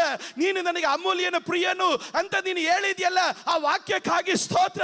ದೇವರೇ ನೀನು ಹೇಳಿದೆಯಲ್ಲ, ನಿನ್ನ ವಿರುದ್ಧವಾಗಿ ಒಂದು ಮಾರ್ಗದಲ್ಲಿ ಬರೋ ಶತ್ರುಗಳು 7 ಮಾರ್ಗವಾಗಿ ಚದರಿ ಹೋಗ್ತಾರೆ, ಆ ವಾಕ್ಯಕ್ಕಾಗಿ ಸ್ತೋತ್ರ. ನಮ್ಮ ಕರ್ತನಾದಂತ ಯೇಸು ಕ್ರಿಸ್ತನ ಪ್ರಭಾವದ ಐಶ್ವರ್ಯಕ್ಕೆ ತಕ್ಕ ಹಾಗೆ ನನ್ನ ಎಲ್ಲ ಕೊರತೆಗಳನ್ನು ನೀಗಿಸ್ತೀನಿ ಅಂತ ಹೇಳಿದೆಯಲ್ಲ, ಆ ವಾಕ್ಯಕ್ಕಾಗಿ ಸ್ತೋತ್ರ. ಯೆಹೋವನು ನನ್ನ ಕುರುಬನು, ನಾನು ಕೊರತೆ ಪಡೆನೆಂದು ನೀನು ಹೇಳಿದೆಯಲ್ಲ, ಆ ವಾಕ್ಯಕ್ಕಾಗಿ ಸ್ತೋತ್ರ. ಪರಾತ್ಪರನ ಮೊರೆಯೋಕಿರುವವನ ಸರ್ವಶಕ್ತನ ಆಶ್ರಯದಲ್ಲಿ ಅವನು ಸುರಕ್ಷಿತನಾಗಿರುತ್ತಾನೆ ಅಂತ ಹೇಳಿದೆಯಲ್ಲ, ಆ ವಾಕ್ಯಕ್ಕಾಗಿ ಸ್ತೋತ್ರ. ನಿನ್ನ ಮಕ್ಕಳಲ್ಲಿ 1000 ಜನರಿಲ್ಲ, ಬಲಗಡೆಯಲ್ಲಿ 10,000 ಜನರು ಬಿದ್ದರು, ನಿನಗೆ ಯಾವ ಕೇಡು ಸಂಭವಿಸದು ಎಂದು ನೀನು ಹೇಳಿದೆಯಲ್ಲ, ಆ ವಾಕ್ಯಕ್ಕಾಗಿ ಸ್ತೋತ್ರ. ನಾನು ಪರಿಶುದ್ಧನಾಗಿರೋ ಪ್ರಕಾರ ನೀವು ಪರಿಶುದ್ಧರಾಗಿರ್ರಿ ಎಂದು ನೀನು ಹೇಳಿದೆಯಲ್ಲ, ಆ ವಾಕ್ಯಕ್ಕಾಗಿ ಸ್ತೋತ್ರ. ಹೊಸ ಒಡಂಬಡಿಕೆ ವಿಶ್ವಾಸಿಗಳು ನಾವು 7 ಸಾರಿ ಅಲ್ಲ 24 ಸಾರಿ ಹೇಳ್ಬೋದು. 24 ಗಂಟೆಗೆ ಒಂದೊಂದು ವಾಕ್ಯಕ್ಕಾಗಿ ಸ್ತೋತ್ರ ಹೇಳಿದ್ರು. 24 ಸಾರಿ ಅಲ್ಲಿ 1 ಗಂಟೆಯಲ್ಲಿ 60 ನಿಮಿಷಗಳಿದೆ, 60 ನಿಮಿಷದಲ್ಲಿ ಒಂದೊಂದು ವಾಕ್ಯ ಹೇಳಿದ್ರು. 60 ವಾಕ್ಯಕ್ಕಾಗಿ 1 ಗಂಟೆಯಲ್ಲಿ ಸ್ತೋತ್ರ ಹೇಳ್ತೇವೆ. ಹಾಗಾದ್ರೆ ದೇವರ ಮಕ್ಕಳೇ, ನಮ್ಮ ಬಾಯಲ್ಲಿ ವಾಕ್ಯ ಮಾತಾಡಿದ್ರೆ ನಾವು ಏನೇನೋ ಮಾತಾಡ್ತೀವಿ. ದೇವ್ರು ಹೇಳ್ತಾನೆ, ನಾನು ಮಾತು ಕೊಟ್ಟ ಪ್ರಕಾರ ನಾನು ನಡೀತೀನಿ. ನಾನು ನಿನಗೆ ಮಾತು ಕೊಟ್ಟ ಮೇಲೆ ನೀನು ನನ್ನ ಮಾತಿಗಾಗಿ ಸ್ತೋತ್ರ ಹೇಳ್ಬೇಕು. ವಾಗ್ದಾನ ದೇವ್ರು ಮಾಡಿದಾನ. ಮಕ್ಕಳ ವಿಷಯಕ್ಕಾಗಿ ಆ ದೇವ್ರ ವಾಗ್ದಾನಕ್ಕಾಗಿ ಎತ್ಸಲಿ ಸ್ತೋತ್ರ ಹೇಳ್ತೀಯಮ್ಮ. ನಿನ್ನ ಬಿಸ್ನೆಸ್ ವಿಷಯದಲ್ಲಿ ದೇವರು ವಾಗ್ದಾನ ಮಾಡಿದ್ದಾನೆ, ನಿನ್ನ ಆರೋಗ್ಯದ ವಿಷಯದಲ್ಲಿ ದೇವರು ವಾಗ್ದಾನ ಮಾಡಿದ್ದಾನೆ, ನಿನ್ನ ಸೇವೆ ವಿಷಯದಲ್ಲಿ ದೇವರು ವಾಗ್ದಾನ ಮಾಡಿದ್ದಾನೆ, ನಿನ್ನ ಕೆಲಸದ ವಿಷಯದಲ್ಲಿ ದೇವರು ವಾಗ್ದಾನ ಮಾಡಿದ್ದಾನೆ. ಆ ಮಾತಿಗಾಗಿ ದೇವರೇ ಈ ವಾಗ್ದಾನಕ್ಕಾಗಿ ಸ್ತೋತ್ರಪ್ಪ ಅಂತ ಹೇಳಿ ನೀ ಪ್ರತಿದಿನ ಸ್ತೋತ್ರ ಹೇಳ್ತಾ ಇರಿ. ನಾನು ಹೇಳ್ತೀನಿ, 10 ವರ್ಷ ಆದ್ಮೇಲೆ ನೆರವೇರಬೇಕಾದ ವಾಗ್ದಾನ ಈ 2026 ನೆರವೇರತಕ್ಕಂತೆ ದೇವರು ತನ್ನ ಕಾರ್ಯ ಮಾಡ್ತಾನೆ. ಯಾಕೆಂದ್ರೆ ನಾನು ಮಾತು ಕೊಟ್ಟ ಪ್ರಕಾರ ನಡೀತಾ ಇದ್ದೀನಿ, ನೀ ನನ್ನ ಮಾತು ಅಂದುಕೊಂಡು ಅದನ್ನೇ ನಡೀತಾ ಇದೆಯಲ್ಲ, ಅದಕ್ಕಾಗಿ ನಾನು ನಿನ್ನ ಜೀವಿತದಲ್ಲಿ ನನ್ನ ಮಾತುಗಳನ್ನು ನೆರವೇರಿಸ್ತೀನಿ ಎಂಬುದಾಗಿ ಕರ್ತನೇ ನಮ್ಮ ಜೀವನದಲ್ಲಿ ಕ್ರಿಯೆ ಮಾಡ್ತಾನೆ. ಯಾಕೋ ನೀವು ಸ್ತೋತ್ರ ಹೇಳ್ತಾ ಇಲ್ಲ.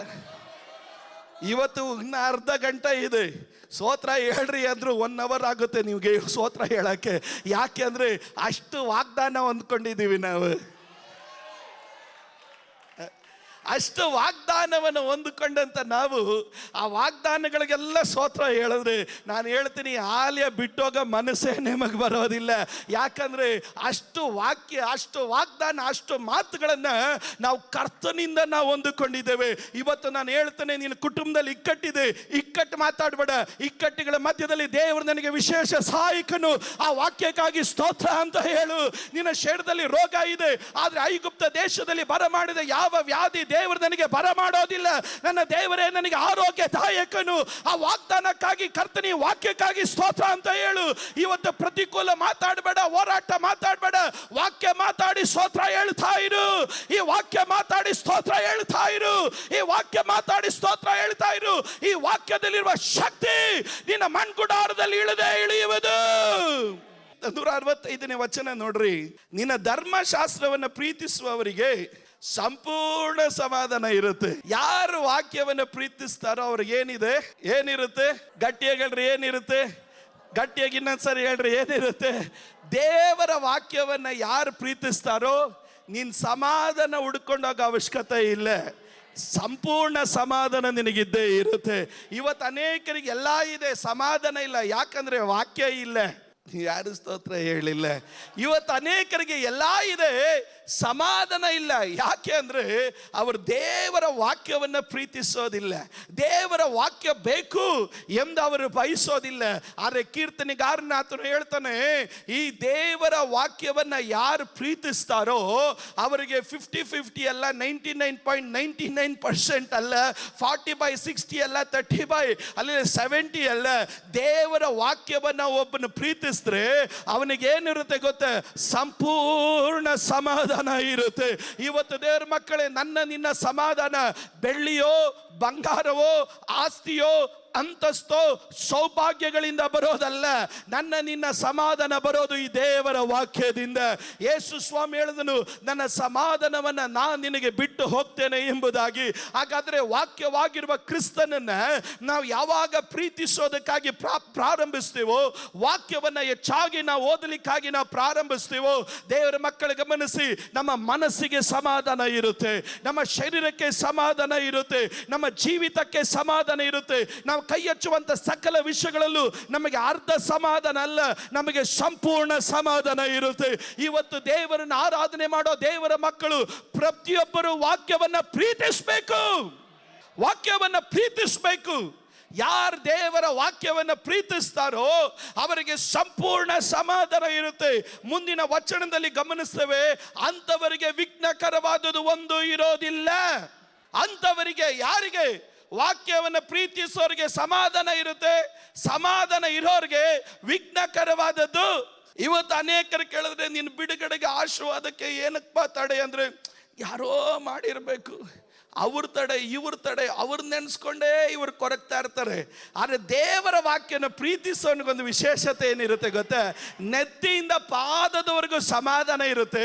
ಎರಡನೇದಾಗಿ ಅವನು ಕಂಪ್ಲೇಂಟ್ ಹೇಳಲ್ಲ, ನೀನು ಆಶೀರ್ವಾದಕ್ಕೆ ಏನಾದರೂ ತಡೆ ಇದೆಯಪ್ಪ, ಅವನು ಹೇಳ್ತಾನೆ ತಡೆನೇ ಇಲ್ಲ. ಯಾಕಂದ್ರೆ ವಿಘ್ನಕರವಾದದ್ದು ಒಂದು ಇಲ್ವೇ ಇಲ್ಲ. ನನ್ನ ಆಶೀರ್ವಾದಕ್ಕೆ ಯಾವ ತಡೆ ಇಲ್ಲ, ನನ್ನ ಅಭಿವೃದ್ಧಿಗೆ ಯಾವ ತಡೆ ಇಲ್ಲ. ನಾನು ತಡೆ ಮಾತಾಡೋನಲ್ಲ, ನಾನು ವಾಕ್ಯ ಮಾತಾಡೋನು. ನೀವು ಯಾರು ಸ್ತೋತ್ರ ಹೇಳಿಲ್ಲ. ನಾನು ತಡೆ ಮಾತಾಡೋನಲ್ಲ. ಆ ಹೋರಾಟ ಇದೆ, ಈ ಹೋರಾಟ ಇದೆ, ಅವ್ರು ಹಂಗೆ ಮಾಡಿದ್ದಾರೆ, ಇವ್ರು ಹಿಂಗೆ ಮಾಡಿದ್ದಾರೆ, ನನಗೆ ಅತ್ತಡೆ ಈ ತಡೆ ಅಯ್ಯೋ ಅಂತ ಹೇಳಿ ತಲೆ ಮೇಲೆ ಕೈ ಇಟ್ಕೊಂಡು ನಡೆಯೋನಲ್ಲ. ವಾಕ್ಯವನ್ನು ಪ್ರೀತಿಸೋನಿಗೆ ಸಮಾಧಾನ ಇರುತ್ತೆ. ಸಮಾಧಾನ ಇರೋನಿಗೆ ಒಂದು ವಿಶೇಷತೆ ಇರುತ್ತೆ. ನನ್ನ ಅಭಿವೃದ್ಧಿಗೆ, ನನ್ನ ಆಶೀರ್ವಾದಕ್ಕೆ, ನನ್ನ ಬಿಡುಗಡೆಗೆ, ನನ್ನ ಉನ್ನತಿಗೆ, ನನ್ನ ಸೇವೆಗೆ ತಡೆಯಾದದ್ದು, ವಿಘ್ನಕರವಾದದ್ದು ಒಂದು ಇಲ್ಲ. ಕಾರಣ ಈ ವಾಕ್ಯ ನನ್ನ ಕಾಲಿಗೆ ದೀಪವು, ನನ್ನ ಮಾರ್ಗಕ್ಕೆ ಬೆಳಕಾಗಿರೋದ್ರಿಂದ ಈ ವಾಕ್ಯವನ್ನು ಒತ್ತುಕೊಂಡು ನಾನು ನಡೀತಾ ಇರಬೇಕಾದ್ರೆ ನನ್ನ ಮುಂದೆ ಇರುವ ಎಲ್ಲ ಆಟಂಕದ ಕಲ್ಲುಗಳನ್ನ, ನನ್ನ ಮುಂದೆ ಇರುವ ಎಲ್ಲ ತಿನ್ನೆಗಳನ್ನ, ನನ್ನ ಮುಂದೆ ಇರುವ ಎಲ್ಲ ಪ್ರತಿಕೂಲಗಳನ್ನ ಈ ವಾಕ್ಯವೇ ತೆಗೆದುಹಾಕುತ್ತೆ. ಕಾರಣವೇನೆಂದ್ರೆ ನಾನು ವಾಕ್ಯವನ್ನ ಪ್ರೀತಿಸುವವನಾಗಿರೋದ್ರಿಂದ ನನಗೆ ಸಂಪೂರ್ಣ ಸಮಾಧಾನ ಇದೆ. ನಾನು ಅನೇಕ ವಿಶ್ವಾಸಿಗಳ ಬಳಿಯಲ್ಲಿ ಹೇಳ್ತೇನೆ, ತಡೆ ಮಾತಾಡೋ ಬದಲು ವಾಕ್ಯ ಮಾತಾಡ್ರಿ. ತಡೆ ಮಾತಾಡೋ ಬದಲು, ಹೋರಾಟ ಮಾತಾಡೋ ಬದಲು, ಆ ಪ್ರತಿಕೂಲ ಈ ಪ್ರತಿಕೂಲ ಅಂತ ಮಾತಾಡೋ ಬದಲು ವಾಕ್ಯ ಮಾತಾಡ್ರಿ. ಕಾರಣ ಈ ವಾಕ್ಯದ ಮುಂದೆ ನಿಲ್ಲುವಂತ ಯಾವ ಶಕ್ತಿ ಈ ಲೋಕದಲ್ಲಿ ಇಲ್ಲ. ಈ ವಾಕ್ಯದ ಮುಂದೆ ನಿಲ್ಲುವಂತ ಯಾವ ಫಲ ಈ ಲೋಕದಲ್ಲಿ ಇಲ್ಲ. ಈ ವಾಕ್ಯದ ಮುಂದೆ ನಿಲ್ಲುವಂತ ಯಾವ ದುರಾತ್ಮನು ಈ ಲೋಕದಲ್ಲಿ ಇಲ್ವೇ ಇಲ್ಲ. ಈ ವಾಕ್ಯ ಎಲ್ಲೆಲ್ಲಿ ಮುಳುಗಿದ್ಯೋ ಅಲ್ಲಿ ಪಟ್ಟಣಗಳನ್ನ, ದೇಶಗಳನ್ನ, ಅರಸರುಗಳನ್ನ, ಸರ್ಕಾರಗಳನ್ನ ಸ್ವಾಧೀನ ಮಾಡಿ ಜಯಿಸಿದೆ. ಹಾಗಾದ್ರೆ ನನ್ನ ನಿನ್ನ ಬಾಯಲ್ಲಿ ಈ ವಾಕ್ಯ ಮಾತಾಡಿದ್ರೆ ನಾನು ಪ್ರತಿಕೂಲ ಮಾತಾಡೋದಿಲ್ಲ. ನನ್ನ ನಿನ್ನ ಬಾಯಿಯಲ್ಲಿ ಈ ವಾಕ್ಯ ಮಾತಾಡಿದ್ರೆ ನನಗೆ ಅತ್ತಡೆ ಈ ತಡೆ, ಅವ್ರ ತಡೆ ಇವ್ರ ತಡೆ, ಆ ತಡೆ ಈ ತಡೆ ಎನ್ನುವುದು ವಿಘ್ನವಾದದನ್ನ ಮಾತಾಡೋದಿಲ್ಲ. ನನ್ನ ಬಾಯಿಯಲ್ಲಿ ವಾಕ್ಯ ಇದ್ರೆ ನಾನು ತಡೆ ಬಗ್ಗೆ ಯೋಚನೆ ಮಾಡಲ್ಲ. ನನ್ನ ಜೀವನದಲ್ಲಿ ವಾಗ್ದಾನದ ನೆರವೇರುವಿಕೆ ಬಗ್ಗೆ ಯೋಚನೆ ಮಾಡ್ತೇನೆ. ಅಯ್ಯ, ನಾನು ಹೇಳ್ತೇನೆ, ನಿನ್ ಬಿಡುಗಡೆಗೆ ತಡೆನೇ ಇಲ್ಲ. ಕೆಲವರು ಆಮೇಲೆ ಹೇಳಿಲ್ಲ. ನಿನ್ನ ಅಭಿವೃದ್ಧಿಗೆ ತಡೆನೇ ಇಲ್ಲ. ನಿನ್ನ ಆಶೀರ್ವಾದಕ್ಕೆ ತಡೆನೇ ಇಲ್ಲ. ನಿನ್ನ ಬಿಡುಗಡೆಗೆ, ಉನ್ನತಿಗಳಿಗೆ ವಿಘ್ನಕರವಾದುದು ಒಂದು ಇಲ್ಲವೇ ಇಲ್ಲ. ಯಾಕಂದ್ರೆ ವಾಕ್ಯ ಯಾವಾಗ ನೀನು ಒಳಗಡೆ ತುಂಬಿಕೋತೋ, ವಾಕ್ಯನೇ ನಿನ್ನ ಮುಂದೆ ಇರುವ ಎಲ್ಲ ದಿನ್ನೆಗಳನ್ನ ನೆಲಸಮ ಮಾಡಿತು. ಅದರಿಂದ ದೇವರು ಹೇಳ್ತಾನೆ, ದೂತನೋ ಎಂಬಂತೆ ನಾನು ನನ್ನ ವಾಕ್ಯವನ್ನ ಕಳಿಸಿ ನಾನು ನಿಮ್ಮನ್ನು ಸೌಖ್ಯ ಮಾಡುವ ದೇವರು. ಹಾಗಾದ್ರೆ ವಾಕ್ಯ ಎನ್ನುವುದು ದೂತನ ಹಾಗೆ ನಿನ್ನ ಮುಂದೆ ಹೋಗೋದಕ್ಕಾಗಿ ಪ್ರಾರಂಭಿಸಿದ್ರೆ ನಾನು ಹೇಳ್ತೇನೆ, ನಿನಗೆ ವಿಘ್ನಕರ ವಿಗ್ನಕರವಾದದ್ದು ಒಂದು ಇರೋದಕ್ಕೆ ಸಾಧ್ಯ ಇಲ್ಲ. ಇವತ್ತಿನಿಂದ ನಾನು ಹೇಳ್ತೇನೆ, ತಡೆ ಮಾತಾಡೋದನ್ನು ನಿಲ್ಲಿಸಿ, ಇವತ್ತು ಹೋರಾಟಗಳನ್ನು ಮಾತಾಡೋದನ್ನು ನಿಲ್ಲಿಸಿ, ಪ್ರತಿಕೂಲ ಮಾತಾಡೋದನ್ನು ನಿಲ್ಲಿಸಿ, ಇವತ್ತು ದಿವಸಗಳಿಂದ ವಾಕ್ಯ ಮಾತಾಡ್ರಿ. ವಾಕ್ಯ ಮಾತಾಡಿ ಕೂಗಿ ಹೇಳ್ರಿ, ನನಗೆ ವಿಘ್ನಕರವಾದದ್ದು ಒಂದು ಇಲ್ವೇ ಇಲ್ಲ. ಹಲ್ಲೆಲೂಯಾ. ಇಸ್ರಾಯೇಲ್ ಜನರು ಕೆಂಪು ಸಮುದ್ರದ ಮುಂದೆ ನಿಂತ್ಕೊಂಡಾಗ ಅವರಿಗೆ ಮಾತಾಡೋದಕ್ಕೆ ಫರೋಹನ ಇದ್ದಾನೆ, ಕೆಂಪು ಸಮುದ್ರ ಇದೆ. ಆದರೆ ಮೋಶೆಗೆ ಕೆಂಪು ಸಮುದ್ರದ ಮುಂದೆ ನಿಂತ್ಕೊಂಡಾಗ ಫರೋಹನೂ ಇಲ್ಲ, ಕೆಂಪು ಸಮುದ್ರನೇ ಇಲ್ಲ. ಅವನಿಗಿದ್ದಿದ್ದು ವಾಗ್ದಾನದ ದೇಶ. ಆತನ ಹೇಳ್ದ, ಇದುವರೆಗೂ ಕಂಡ ಐಗುಪ್ತನನ್ನ ಇನ್ನು ಮೇಲೆ ನೀವು ಕಾಣೋದಿಲ್ಲ. ನೀವು ಕೆಂಪು ಸಮುದ್ರ ಮಾತಾಡ್ತೀರಾ, ಐಗುಪ್ತನ ರಥಗಳನ್ನು ಮಾತಾಡ್ತೀರಾ, ಆದರೆ ನಾನು ಕೆಂಪು ಸಮುದ್ರ ಮಧ್ಯದಲ್ಲಿ ಮಾರ್ಗ ತೆರೆಯುವ ದೇವರ ಕುರಿತಾಗಿ ಮಾತಾಡ್ತಾನೆ. ಇಸ್ರಾಯೇಲ್ ಜನರು ಮಾರ ಕಹಿ ಎಂದು ಮಾತಾಡ್ತಾರೆ, ಆದರೆ ರುಚಿ ಪಡಿಸುವಂತ ದೇವರ ಕುರಿತಾಗಿ ಮೋಶೆ ಮಾತಾಡ್ತಾನೆ. ಇವತ್ತು ನಾನು ಒಂದು ಕಾರ್ಯ ಹೇಳ್ತೇನೆ, ಕೆಲವರು ತಡೆ ಮಾತಾಡಿದಾಗ ಈ ದಿವಸಗಳಲ್ಲಿ ತಡೆ ಮಾತಾಡೋದು ಬಿಟ್ಟು ವಾಕ್ಯ ಮಾತಾಡ್ರಿ. ವಾಕ್ಯ ಮಾತಾಡಿದ್ರೆ ವಾಕ್ಯದಲ್ಲಿ ಏನು ಬರೆದದೋ ಅದೇ ನಿನ್ನ ಜೀವನದಲ್ಲಿ ಕರ್ತನು ನೆರವೇರಿಸೋದಕ್ಕೆ ನನ್ನ ದೇವರು ಶಕ್ತನಾಗಿದ್ದಾನೆ. ಎಲ್ಲರೂ ಗಟ್ಟಿಯಾಗಿ ಹೇಳ್ರಿ, ಯೇಸುವಿನ ನಾಮದಲ್ಲಿ ನನಗೆ ಸಂಪೂರ್ಣ ಸಮಾಧಾನ ಇದೆ. ಗಟ್ಟಿಯಾಗಿ ಹೇಳ್ರಿ, ಸಂಪೂರ್ಣ ಸಮಾಧಾನ ಇದೆ. ನನ್ನ ಆಶೀರ್ವಾದಕ್ಕೆ, ನನ್ನ ಅಭಿವೃದ್ಧಿಗೆ, ನನ್ನ ಜಯಕ್ಕೆ, ನನ್ನ ಬಿಡುಗಡೆಗೆ ವಿಘ್ನಕರವಾದದ್ದು, ತಡೆಯಾದದ್ದು ಒಂದು ಇಲ್ವೇ ಇಲ್ಲ. ಅದು ನಂಬರ್ ಮಾತ್ರ ಗಟ್ಟಿಯಾಗಿ ಆಮೇಲೆ ಹೇಳ್ರಿ.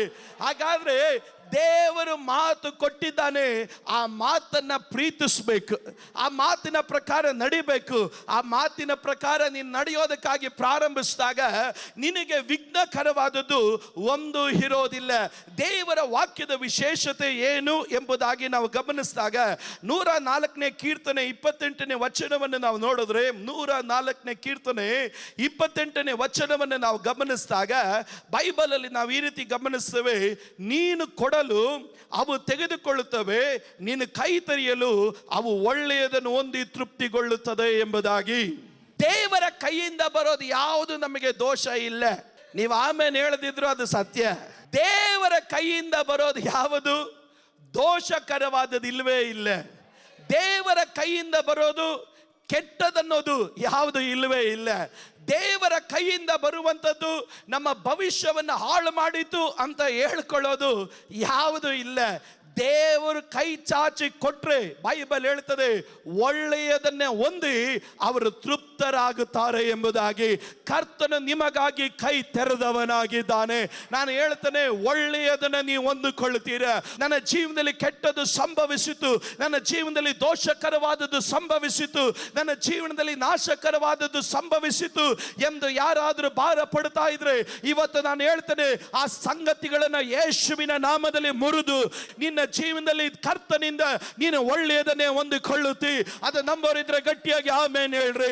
ನಿನ್ನ ಕುಟುಂಬಕ್ಕಾಗಿ ನೀನು ಒಳ್ಳೆಯದನ್ನು ಹೊಂದಿಕೊಳ್ಳುತ್ತಿ, ನಿನ್ನ ಭವಿಷ್ಯಕ್ಕಾಗಿ ನೀನು ಒಳ್ಳೆಯದನ್ನು ಹೊಂದಿಕೊಳ್ಳುತ್ತಿ, ನಿನ್ನ ಸೇವೆಗಾಗಿ ನೀನು ಒಳ್ಳೆಯದನ್ನು ಹೊಂದಿಕೊಳ್ಳುತ್ತಿ. ನಾನು ಹೇಳ್ತೇನೆ, ನಿನ್ನ ತಲೆಮಾರಿನ ವಿಷಯಗಳಲ್ಲಿ ನಿನ್ನ ತಲೆಮಾರಿಗಾಗಿ ನೀನು ಒಳ್ಳೆಯದನ್ನೇ ನೀನು ಹೊಂದಿಕೊಳ್ಳುತ್ತಿ. ದೇವರಿಂದ ಒಳ್ಳೆಯದನ್ನು ಹೊಂದಿಕೊಂಡ್ರೆ ಅದರ ವಿಶೇಷತೆ ಎರಡನೇದಾಗಿ ಏನಂದ್ರೆ ತೃಪ್ತಿ ಇರುತ್ತೆ. ದೇವರಿಂದ ಒಳ್ಳೆಯದನ್ನು ಒಬ್ಬನು ಹೊಂದಿಕೊಂಡ್ರೆ ಅದರಲ್ಲಿರುವಂಥ ವಿಶೇಷತೆ ಏನಂದ್ರೆ ತೃಪ್ತನಾಗಿರ್ತಾನೆ. ನನ್ನ ದೇವರು ನನಗೆ ಕೊಟ್ಟನು. ಅದರಿಂದಲೇ ದೇವರ ವಾಕ್ಯ ಹೇಳ್ತದೆ, ದೇವರ ಆಶೀರ್ವಾದ ಅದು ಭಾಗ್ಯಕರವಾದದ್ದು, ಅದು ಯಾವ ವ್ಯಸನವನ್ನ ಸೇರಿಸದು ಎಂಬುದಾಗಿ. ದೇವರು ಒಬ್ಬನಿಗೆ ಕೈ ಚಾಚಿ ಕೊಟ್ಟರೆ ದೇವರವನಿಗೆ ಸಕಲ ಒಳ್ಳೆಯತನಗಳಿಂದಲೂ ಸುವರಗಳಿಂದಲೂ ದೇವರವನನ್ನು ತುಂಬಿಸಿ ಅವನನ್ನು ಆಶೀರ್ವಾದಿಸೋದು ಮಾತ್ರ ಅಲ್ಲ, ದೇವರು ಕೊಟ್ಟಂತ ಸಂಗತಿಗಳಲ್ಲಿ ನೀನು ತೃಪ್ತನಾಗಿರತಕ್ಕಂತೆ ದೇವರ ಕೃಪೆಯನ್ನು ದೇವರು ದಯಪಾಲಿಸ್ತಾನೆ. ಇವತ್ತು ಯೇಸುವಿನ ನಾಮದಲ್ಲಿ ನಾನು ಕೂಗಿ ಹೇಳುತ್ತೇನೆ, ದೇವರು ಕೊಟ್ಟಿದ್ರಲ್ಲಿ ನೀವು ತೃಪ್ತರಾಗಿರ್ತೀರ. ಅದರಲ್ಲಿ ಅಸಮಾಧಾನ ಇರೋದಿಲ್ಲ, ಅದರಲ್ಲಿ ವ್ಯಾಕುಲತೆಗಳು ಇರೋದಿಲ್ಲ, ಅದರಲ್ಲಿ ಭಯ ಇರೋದಿಲ್ಲ, ಅದರಲ್ಲಿ ಅತೃಪ್ತಿ ಇರೋದಿಲ್ಲ. ದೇವರು ನಿಮಗೆ ಕೊಡುವಂತಹ ಕೆಲಸಗಳು, ದೇವರು ನಿಮಗೆ ಕೊಡುವ ಆಶೀರ್ವಾದಗಳು, ದೇವರು ನಿಮಗೆ ಕೊಡುವ ಏಳಿಗೆಗಳು, ದೇವರು ನಿಮಗೆ ಕೊಡುವ ಉದ್ಧಾರಗಳಲ್ಲಿ ನೀವು ಯಾವುದೇ ವಿಧ ಅತೃಪ್ತಿ ಉಳ್ಳವರಾಗಿರೋದಿಲ್ಲ. ದೇವರು ನಿಮಗೆ ಕೈ ಚಾಚಿ ಕೊಟ್ಟ ಮನೆಯಲ್ಲಿ, ಮಕ್ಕಳ ವಿಷಯಗಳಲ್ಲಿ, ದೇವರು ನಿಮಗೆ ಕೊಟ್ಟಂತ ಎಲ್ಲದರಲ್ಲೂ ನೀವು ತೃಪ್ತಿಯನ್ನೇ ನೀವು ಅನುಭವಿಸುತ್ತೀರ. ನೀವು ತೃಪ್ತಿಯನ್ನೇ ಅನುಭವಿಸುತ್ತೀರ. ಕಾರಣವೇನೆಂದ್ರೆ ಕೊಟ್ಟವನು ಮನುಷ್ಯನಲ್ಲ, ನಿಮಗಾಗಿ ಕೊಟ್ಟವನು ದೇವರಾಗಿದ್ದಾನೆ. ಹಲ್ಲೆಲೂಯಾ. ದೇವರು ಒಬ್ಬನಿಗೆ ಕೊಟ್ರೆ ಅದರ ವಿಶೇಷತೆ ಒಳ್ಳೆಯದನ್ನೇ ಹೊಂದಿಕೊಳ್ತಾನೆ. ಎಲ್ಲರೂ ಗಟ್ಟಿಯಾಗಿ ಹೇಳ್ರಿ, ನನ್ನ ಜೀವಿತದಲ್ಲಿ ದೇವರಿಂದ ಒಳ್ಳೆಯದನ್ನಲ್ಲದೆ ಕೆಟ್ಟದನ್ನು ನಾನು ಅನುಭವಿಸೋದೇ ಇಲ್ಲ. ಕೆಟ್ಟದು ನನ್ನ ಗೂಡಾರದ ಸಮೀಪಕ್ಕೆ ಬರೋದೇ ಇಲ್ಲ. ಹೇಳ್ರಿ, ನಾನು ಒಳ್ಳೆಯದನ್ನು ಹೊಂದಿಕೊಂಡು ನಾನು ತೃಪ್ತನಾಗಿರುವೆನು. ಅದ ನಂಬರ್ ಮಾತ್ರ ಗಟ್ಟಿಯಾಗಿ ಆಮೇಲೆ ಹೇಳ್ರಿ. ಮುಂದಿನ ಪದ ನನಗೆ ಬಹಳ ಸಂತೋಷ ಕೊಡುತ್ತೆ. ಯಾವುದರಲ್ಲಿ ಅಂದ್ರೆ 105ನೇ ಕೀರ್ತನೆ ಅದರ 24ನೇ ವಚನವನ್ನು ಗಮನಿಸಿದಾಗ, 105ನೇ ಕೀರ್ತನೆ 24ನೇ ವಚನವನ್ನು ಗಮನಿಸಿದಾಗ, ದೇವರು ತನ್ನ ಜನರನ್ನ ಯಾವ ರೀತಿ ತೃಪ್ತಿಪಡಿಸ್ತಾನೆ ಎಂಬುದಾಗಿ ನಾವು ನೋಡಿದ್ರೆ ಅಲ್ಲಿ ವಾಕ್ಯ ಹೇಳುತ್ತದೆ, ದೇವರು ತನ್ನ ಜನರನ್ನ ಬಹಳವಾಗಿ ವೃದ್ಧಿ ಮಾಡಿ ಅವರ ಶತ್ರುಗಳಿಗಿಂತ ಬಲಿಷ್ಠರಾಗುವಂತೆ ಮಾಡಿದನು. ಎಲ್ಲರೂ ಹೇಳ್ರಿ, ದೇವರು ನನ್ನನ್ನ ಬಹಳವಾಗಿ ವೃದ್ಧಿ ಮಾಡಿ, ಇನ್ನೊಂದ್ಸರಿ ಹೇಳ್ರಿ, ಬಹಳವಾಗಿ ವೃದ್ಧಿ ಮಾಡಿ ನನ್ನ ಶತ್ರುಗಳಿಗಿಂತ ಬಲಿಷ್ಠನಾಗಿ ಮಾಡಿದನು. ನಾನು ಕಳೆದ ದಿವಸ ಈವ್ನಿಂಗ್ ಸರ್ವಿಸ್ ಅಲ್ಲಿ ನಾನು ಈ ರೀತಿಯಾಗಿ ಹೇಳಿದೆ. ಕೆಲವರು ಹೇಳ್ತಾರೆ, ನಾನು ಚೆನ್ನಾಗಿ ಬೆಳೆದೆ, ನಾನು ಚೆನ್ನಾಗಿ ಯಶಸ್ಸು ಕಂಡೆ, ನಾನು ಚೆನ್ನಾಗಿ ಅಭಿವೃದ್ಧಿ ಆದೆ, ನಾನು ಚೆನ್ನಾಗಿ ಉನ್ನತಕ್ಕೆ ಬಂದೆ ಅಂತ. ಆದರೆ ಕೆಲವೊಂದು ಸಾರಿ ಅವರ ಜೀವನದಲ್ಲಿ ಒಂದು ಭಯ. ಕೆಲವರು ಹೇಳ್ತಾರೆ, ನಾನು ಒಳ್ಳೆ ಪೊಸಿಷನಲ್ಲಿ ಇದ್ದೀನಿ ಅಂತ. ಆದ್ರೆ ಅವರಿಗೆ ಡವ ಅಂತ ಇರುತ್ತೆ, ಯಾವಾಗ ಈ ಕೆಲಸ ಹೋಗುತ್ತೋ. ಕೆಲವರು ಒಳ್ಳೆ ಬಿಸ್ನೆಸ್ ಮಾಡ್ತಾರೆ, ಅವ್ರಿಗೊಂದು ಭಯ, ಯಾರು ಇದನ್ನು ಕಿತ್ಕೊಂತಾರೋ. ಕೆಲವರಿಗೆ ಒಂದು ಭಯ, ಯಾವಾಗ ಇದು ಕೈ ಬಿಟ್ಟು ಹೋಗುತ್ತೋ. ದೇವರೊಬ್ಬನನ್ನು ಅಭಿವೃದ್ಧಿ ಪಡಿಸಿದ್ರೆ ಅದರ ವಿಶೇಷತೆ ಏನು ಗೊತ್ತಾ? ದೇವರು ನಿನ್ನೊಂದು ಸ್ಥಾನಕ್ಕೆ ತಂದರೆ ನೀನು ಭಯ ಪಡೋ ಅವಶ್ಯಕತೆ ಇರೋದೇ ಇಲ್ಲ. ಅದರ ಅರ್ಥ ಏನು ಗೊತ್ತಾ? ನಿನ್ನ ಶತ್ರುಗಳಿಗಿಂತ ಬಲಿಷ್ಠನಾಗಿರ್ತಿ. ದೇವರು ನಿನ್ನೊಂದು ಸ್ಥಾನಕ್ಕೆ ತಂದು ನಿಲ್ಲಿಸಿದ್ರೆ, ಅಯ್ಯೋ ನನ್ನ ಈ ಸ್ಥಾನದಿಂದ ಯಾರಾದರೂ ಕಿತ್ಕೊಂಡು ಹೋಗ್ಬಿಡ್ತಾರ ಅಂತ ನೀನು ಭಯ ಪಡೋದಿಲ್ಲ. ದೇವ್ರು ನಿನ್ನ ಕೈಯಲ್ಲಿ ಆಶೀರ್ವಾದ ಕೊಟ್ಟರೆ, ಈ ಆಶೀರ್ವಾದ ನನ್ನಿಂದ ಯಾರಾದರೂ, ನೀವು ಯಾರಿಗೋ ಸ್ತೋತ್ರ ಹೇಳದೆ ಇದ್ದಾಗ ಈ ಭಯದಲ್ಲೇ ಇದ್ದೀರೇನ? ಈ ರೀತಿ ನೀವು ಭಯ ಪಡೋರಾದ್ರೆ ಇದು ದೇವರಿಂದ ಬಂದಿದ್ದಲ್ಲ. ದೇವರಿಂದ ಬಂದಂತ ವಿಶೇಷತೆ ಏನು ಗೊತ್ತಾ? ನೀನು ಎಲ್ಲೇ ನಿಂತ್ರೆ ಆರಾಮಾಗಿರ್ತೀಯ. ಅದ್ರ ಅರ್ಥ ಏನು ಗೊತ್ತಾ? ನನ್ನ ಸ್ಥಾನ ದೇವರಿಂದ ಬಂದಿದ್ರಿಂದ ಅದನ್ನು ಯಾರು ಮುಟ್ಟಕ್ಕಾಗೋದಿಲ್ಲ. ನನ್ನ ಕೆಲಸ ದೇವರಿಂದ ಬಂದಿದ್ರಿಂದ ಆ ಕೆಲಸವನ್ನು ಯಾರು ಮುಟ್ಟಕ್ಕಾಗಲ್ಲ. ನನಗೆ ಸೇವೆ ದೇವರಿಂದ ಬಂದಿದ್ರಿಂದ ಈ ಸೇವೆಯನ್ನು ಯಾರು ಮುಟ್ಟಕ್ಕಾಗೋದಿಲ್ಲ. ನನ್ನ ಮಕ್ಕಳು ದೇವರಿಂದ ಬಂದಿದ್ರಿಂದ ನನ್ನ ಮಕ್ಕಳನ್ನು ಯಾರು ಮುಟ್ಟಕ್ಕಾಗಲ್ಲ. ಯಾಕಂದ್ರೆ ದೇವರು ನಿನ್ನನ್ನು ಬಹಳವಾಗಿ ವೃದ್ಧಿ ಮಾಡಿ ನಿನ್ನ ಶತ್ರುಗಳಿಗಿಂತ ದೇವರು ಬಲಿಷ್ಠನಾಗಿ ಮಾರ್ಪಡಿಸ್ತಾನೆ. ಅದರ ಅರ್ಥ ಏನಂದ್ರೆ, ನೀನು ಶತ್ರುವನ್ನು ನೋಡಿ ಭಯ ಪಡೋದಿಲ್ಲ, ಶತ್ರು ನಿನ್ನನ್ನು ನೋಡಿ ಭಯ ಪಡ್ತಾನೆ. ಯಾರೋ ಆಮೇಲೆ ಹೇಳಿಲ್ಲ ನೀವು. ಇನ್ನೊಂದು ಸಾರಿ ನಾನು ಹೇಳ್ತೇನೆ, ನೀವು ಶತ್ರುಗಳನ್ನು ಕಂಡು ಭಯ ಪಡೋದಿಲ್ಲ, ನಿಮ್ಮನ್ನು ಕಂಡು ಶತ್ರುಗಳು ಭಯ ಪಡಲಿಕ್ಕಾಗಿ ಹೋಗ್ತಾರೆ.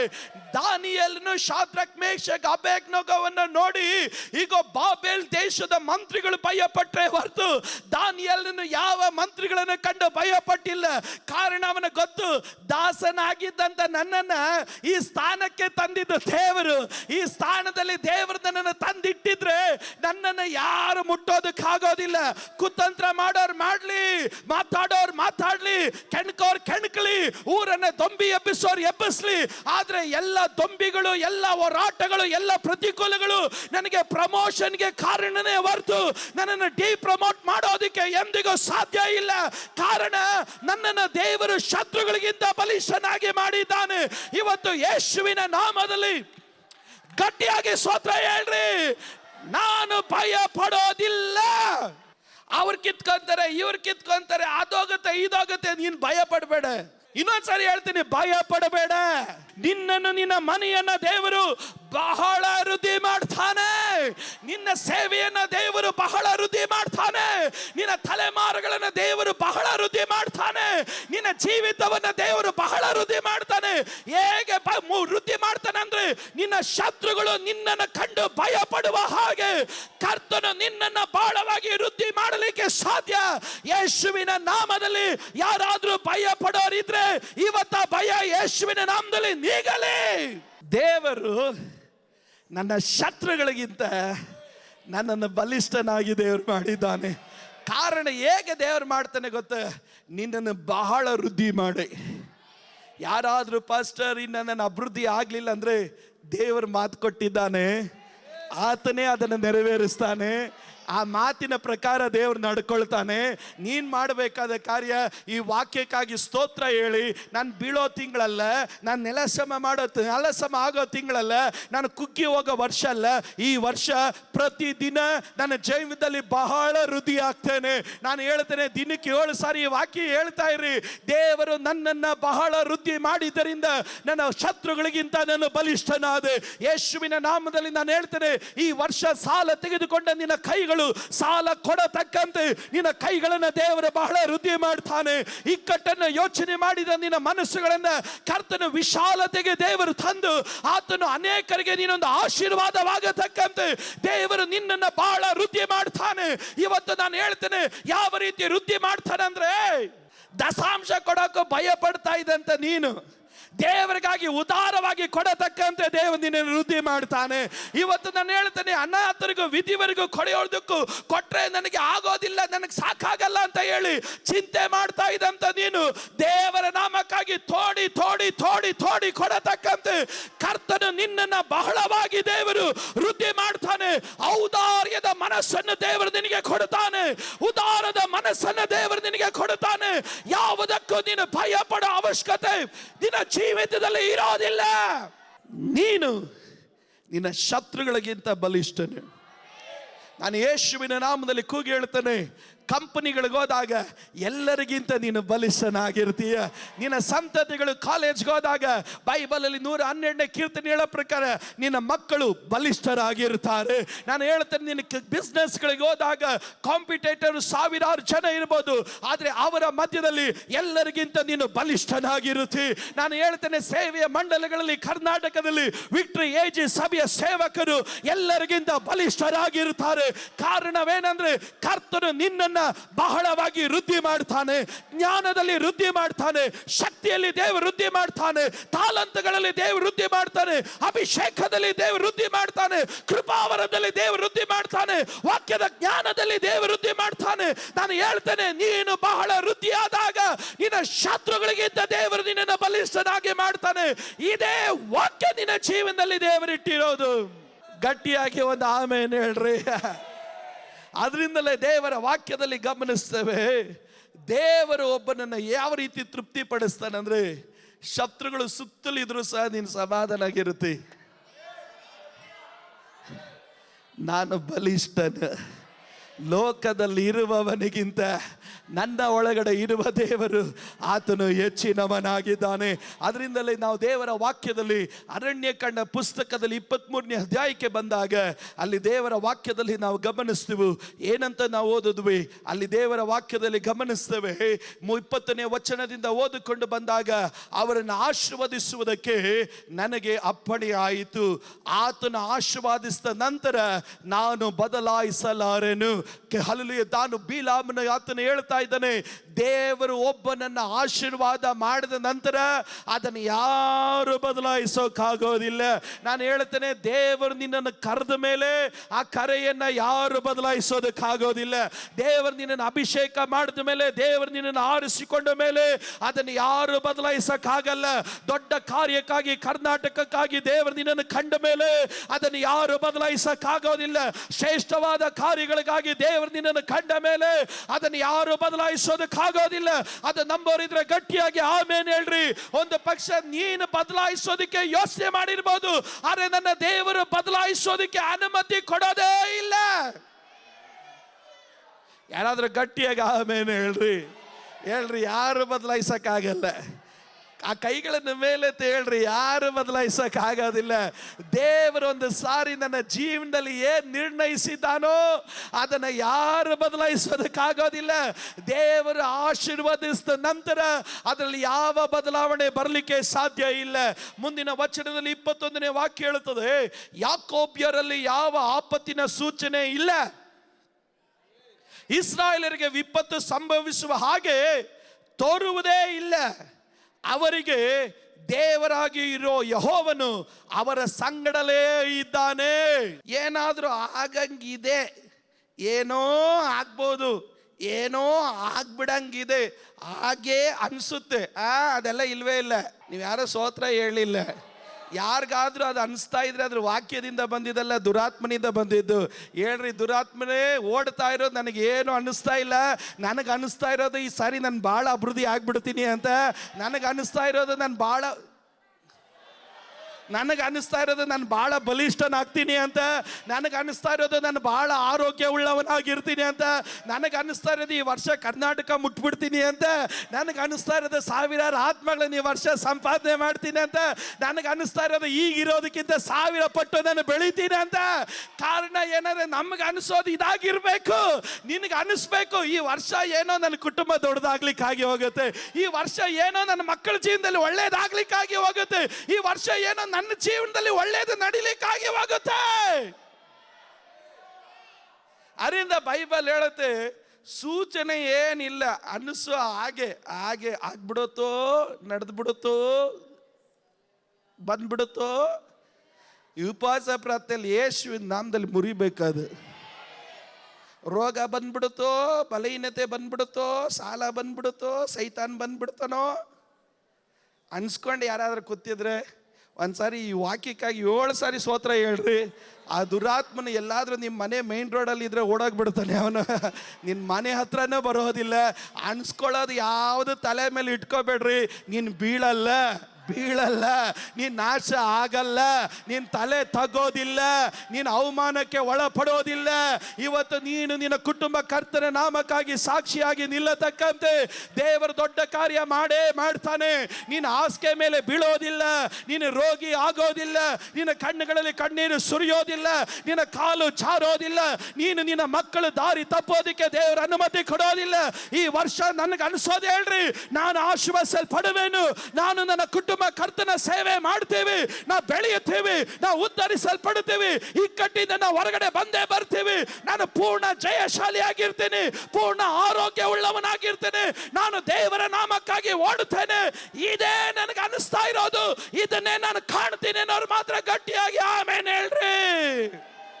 ನಿಮ್ಮ ಬಗ್ಗೆನೂ ಇದನ್ನೇ ಚಿಂತೆ ಮಾಡ್ರಿ, ಬೇರೆಯವ್ರ ಬಗ್ಗೆನೂ ಅದನ್ನೇ ಚಿಂತೆ ಮಾಡ್ರಿ. ಈ ವರ್ಷ ನೋಡ್ತೀನಿ ಆ ವ್ಯಕ್ತಿ ಬಿದ್ದೋಗ್ಬಿಡ್ತಾನೆ ಅಂತ ಚಿಂತೆ ಇದ್ರೆ ಅದು ತೆಗೆದಾಕ್ರಿ, ಅದು ಒಳ್ಳೆ ಆತ್ಮ ಅಲ್ಲ. ಅದು ನಿನ್ನ ಕುರಿತಾಗಿ ನೀನು ಒಳ್ಳೆಯದನ್ನು ಯೋಚನೆ ಮಾಡಿದ್ರೆ ಬೇರೆಯವ್ರ ಕುರಿತಾಗಿ ನೀನು ಒಳ್ಳೆಯದನ್ನು ಯೋಚನೆ ಮಾಡ್ತೀಯ.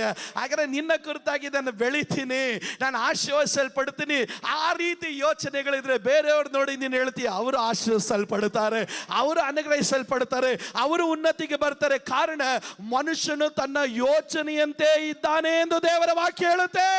ಎಲ್ಲರೂ ಹೇಳ್ರಿ, ನನ್ನ ಯೋಚನೆ ದೈವಿಕವಾದದ್ದು, ವಾಕ್ಯ ಉಳ್ಳದು, ದೇವರ ಶಕ್ತಿ ಉಳ್ಳದು, ದೇವರ ವಾಗ್ದಾನ ಉಳ್ಳದು, ದೇವರ ಶ್ರೇಷ್ಠವಾದ ಕೃಪೆ ಉಳ್ಳಂತ ಯೋಚನೆಗಳೇ ನನ್ನ ಯೋಚನೆಗಳು. ಅದನ್ನು ಹೇಳೋರು ಮಾತ್ರ ಗಟ್ಟಿಯಾಗಿ ಆಮೇನ್ ಹೇಳ್ರಿ. ಹಾಗೆ ಹೀಗೆ ಅನಿಸುತ್ತೆ ಗಿನ್ಸುತ್ತೆ ಇದೆಲ್ಲ ಯಾವುದೂ ಇಲ್ಲ, ನಮಗೆ ಯಾವುದೂ ಇಲ್ಲ. ಹೇಳ್ರಿ, ಯಾವುದೂ ಇಲ್ಲ. ಅದರಿಂದನೇ ದೇವರ ವಾಕ್ಯ ಹೇಳುತ್ತೆ ಯಾವುದು ಇಲ್ಲವೇ ಇಲ್ಲ.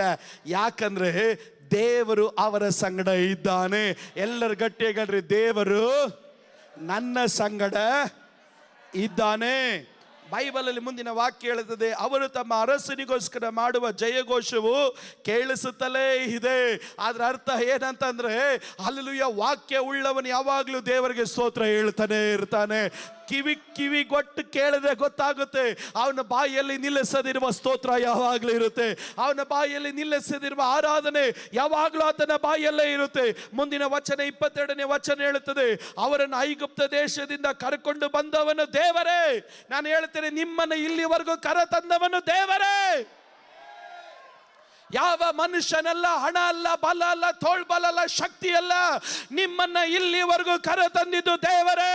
ದಾಸತ್ವದಿಂದ ಬಿಡಿಸಿದ್ದು ದೇವರೇ. ಕೆಂಪು ಸಮುದ್ರವನ್ನು ವಿಭಾಗಿಸಿದ್ದು ದೇವರೇ. ಮರುಭೂಮಿಯಲ್ಲಿ ಮನ್ನಾ ಕೊಟ್ಟಿದ್ದು ದೇವರೇ.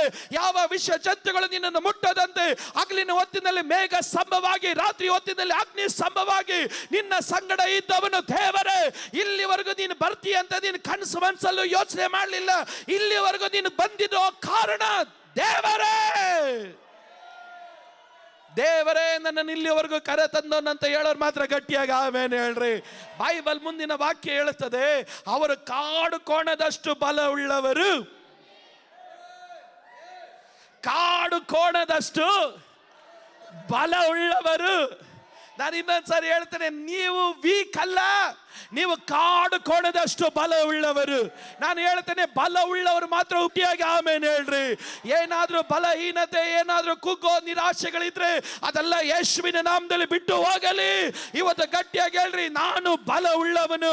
ಯಾವ ರೀತಿ? ಕಾಡು ಕೋಣದಷ್ಟು ಬಲ ಉಳ್ಳವನು. ಈ ಕಾಡು ಕೋಣ ನೋಡಿದವರಿಗೆ ಚೆನ್ನಾಗಿ ಗೊತ್ತು, ಊರಿನ ಕೋಣ ಅಲ್ಲ, ಕಾಡು ಕೋಣ. ಕಾಡು ಕೋಣ ನೋಡಿದವರಿಗೆ ಚೆನ್ನಾಗಿ ಗೊತ್ತು. ಈ ಕಾಡಲ್ಲಿ ಅದು ನಿಲ್ಲೋದ್ರಲ್ಲೇ ಒಂದು ಗತ್ತಿದೆ. ಅದರ ಅರ್ಥ ಏನಂದ್ರೆ, ಅದು ನಿಂತ್ಕೊಂಡ್ರೆ ಅದು ಹೇಳುತ್ತೆ, ನಾನು ಯಾವುದಕ್ಕೂ ಭಯ ಪಡೋದಿಲ್ಲ.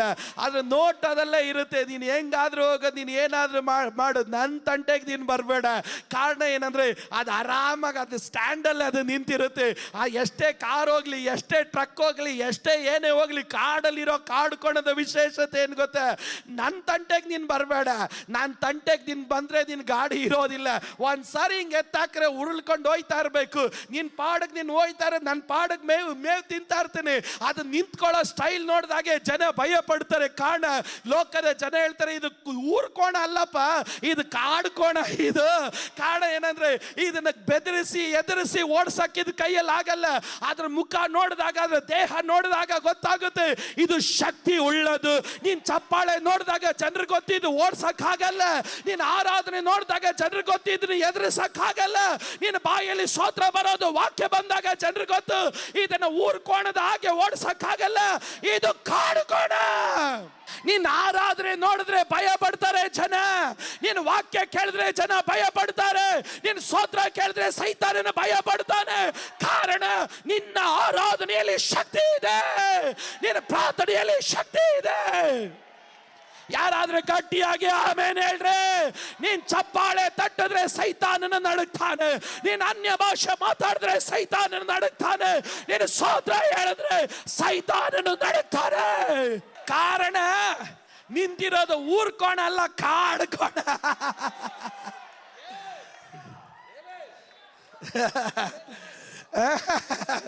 ನಿಂತ್ಕೊಂಡಾಗ ನೀನ್ ಸ್ತೋತ್ರ ಹೇಳೋದಕ್ಕೆ ನಿಲ್ಲು, ನೀನು ಆರಾಧನೆ ಮಾಡಕ್ ನಿಲ್ಲು, ನೀನು ವಾಕ್ಯ ಹೇಳೋದಕ್ಕೆ ನಿಲ್ಲು, ನೀನು ಪ್ರಾರ್ಥನೆ ಮಾಡಕ್ ನಿಲ್ಲು. ನಾನು ಹೇಳ್ತೇನೆ, ನಿನ್ನನ್ನು ಜಯಿಸೋದಕ್ಕೆ ಯಾವ ಶಕ್ತಿ ಲೋಕದಲ್ಲಿ ಇಲ್ವೇ ಇಲ್ಲ. ಕಾರಣ ನೀನು ಕಾಡು ಕೋಣದ ಬಲ ಉಳ್ಳವನು. ನಿನ್ನನ್ನು ಬಲಹೀನ ಪಡಿಸೋದಕ್ಕೆ ನೀನು ಸ್ತೋತ್ರ ಹೇಳ್ಬೇಡ, ನೀನು ಚಪ್ಪಾಳೆ ತಟ್ಬೇಡ, ನೀನು ಆರಾಧನೆ ಮಾಡಬೇಡ, ನೀನು ಪ್ರೇಯರ್ ಮಾಡಬೇಡ, ನೀನು ಸುಸ್ತಾಗಿ ಇರು ಅಂತ ಹೇಳಿದ್ರೆ ಎಲ್ಲ ಹೇಳ್ತಾರೆ ಇದು ಯಾವುದೋ ಊರ್ ಕೋಣ ಇರಬೇಕು. ಆದರೆ ಕಾಡು ಕೋಣದ ವಿಶೇಷತೆ ಗೊತ್ತ? ಎಂಥ ಮಧ್ಯರಾತ್ರಿನೂ ನೋಡ್ರಿ, ಆಗ ನೋಡಿದಾಗ ಅದರಲ್ಲಿ ಒಂದು ಜೀವ ಇರುತ್ತೆ, ಅದರಲ್ಲಿ ಒಂದು ಬಲ ಇರುತ್ತೆ, ಅದರಲ್ಲಿ ಒಂದು ಶಕ್ತಿ ಇರುತ್ತೆ. ಕೆಲವರನ್ನ ಮಧ್ಯರಾತ್ರಿಯಲ್ಲಿ ಎಬ್ಬಿಸಿ ಹಲ್ಲೆಲೂಯಾ ಹೇಳು ಅಂತ ಹೇಳಿದ್ರೆ ಅವ್ರಿಗೆ ಶಕ್ತಿ ಇರುತ್ತೆ.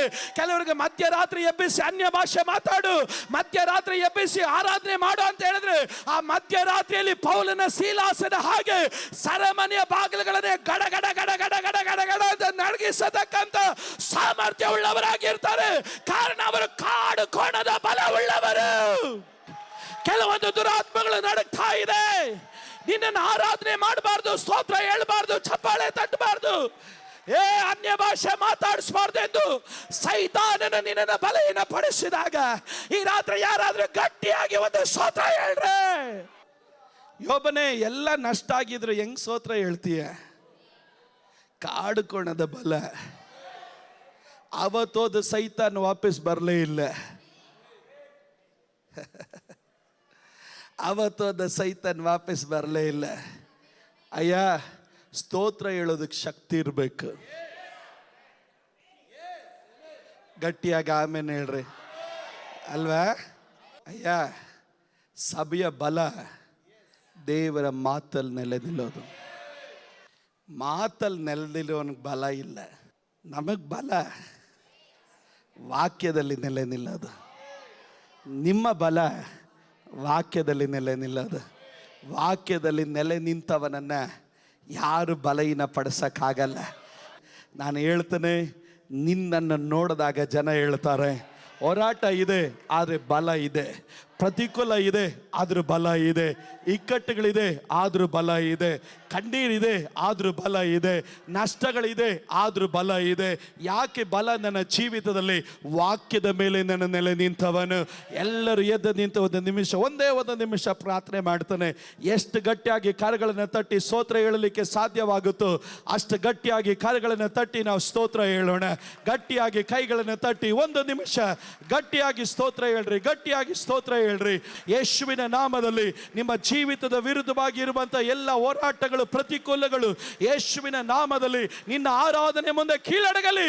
ಕರಗಳನ್ನು ಗಟ್ಟಿಯಾಗಿ ತಟ್ಟಿ, ಎರಡು ಕೈಗಳನ್ನು ಗಟ್ಟಿಯಾಗಿ ತಟ್ಟಿ, ಎಷ್ಟು ಗಟ್ಟಿಯಾಗಿ ದೇವರಿಗೆ ಸ್ತೋತ್ರ ಮಾಡಲಿಕ್ಕೆ ಸಾಧ್ಯವಾಗುತ್ತೋ ಅಷ್ಟು ಗಟ್ಟಿಯಾಗಿ ಕರಗಳನ್ನು ತಟ್ಟಿ. ಅಂತರಿಕ್ಷ ಬದಲಾಗ್ತಾ ಇದೆ, ಅಂತರಿಕ್ಷ ಬದಲಾಗ್ತಾ ಇದೆ. ಯೇಸುವಿನ ನಾಮದಲ್ಲಿ ನಿನ್ನ ವಿರುದ್ಧವಾಗಿ ಎದ್ದು ನಿಂತಿರುವ ಎಲ್ಲ ಪ್ರತಿಕೂಲಗಳು, ಎಲ್ಲ ಹೋರಾಟಗಳನ್ನು ದೇವರು ನೆಲ ಸಮ ಮಾಡತಕ್ಕಂತ ಕಾಲಘಟ್ಟ. ನಾನು ಹೇಳಿದೆ, ಕರಗಳನ್ನು ಗಟ್ಟಿಯಾಗಿ ತಟ್ಟಿ ದೇವರಿಗೆ ಸ್ತೋತ್ರ ಹೇಳ್ರಿ. ವಾಕ್ಯಗಳನ್ನು ಹೇಳುತ್ತಾ ಸ್ತೋತ್ರ ಹೇಳುತ್ತಾ ಇರ್ರಿ, ವಾಕ್ಯಗಳನ್ನು ಹೇಳುತ್ತಾ ಸ್ತೋತ್ರ ಹೇಳುತ್ತಾ ಇರ್ರಿ, ವಾಕ್ಯಗಳನ್ನು ಮಾತನಾಡುತ್ತಾ ಸ್ತೋತ್ರ ಹೇಳುತ್ತಾ ಇರ್ರಿ. ಇನ್ನೊಂದು 30 ಸೆಕೆಂಡ್ ಮಾತನಾಡ್ತಾ ಇರ್ರಿ. ಈ ನಿಮಿಷ ಪ್ರತಿಯೊಬ್ಬರ ಮೇಲೆ ಒಂದು ಬೆಂಕಿ ಇಳಿದು ಬರಲಿಕ್ಕೆ ಹಾಗೆ ಹೋಗುತ್ತೆ. ಈ ನಿಮಿಷ ಪ್ರತಿಯೊಬ್ಬರ ಮೇಲೆ ಒಂದು ಬೆಂಕಿ ಇಳಿದು ಬರಲಿಕ್ಕೆ ಹಾಗೆ ಹೋಗುತ್ತೆ. ಯೇಸುವಿನ ನಾಮದಲ್ಲಿ ಈ ನಿಮಿಷ ನಾವು ಪ್ರಾರ್ಥನೆ ಮಾಡಬೇಕಾದ್ರೆ ಸಭೆ ಮುಂದಿನ ಹಂತಕ್ಕೆ ಒಯ್ಯಲ್ಪಡತಕ್ಕಂತ ಒಂದು ದೊಡ್ಡ ಕೃಪೆ ನಿನ್ನ ಜನರ ಮೇಲೆ ಇಳಿಯಲಿಯಪ್ಪ, ನಿನ್ನ ಜನರ ಮೇಲೆ ಇಳಿಯಲಿ ದೇವರು.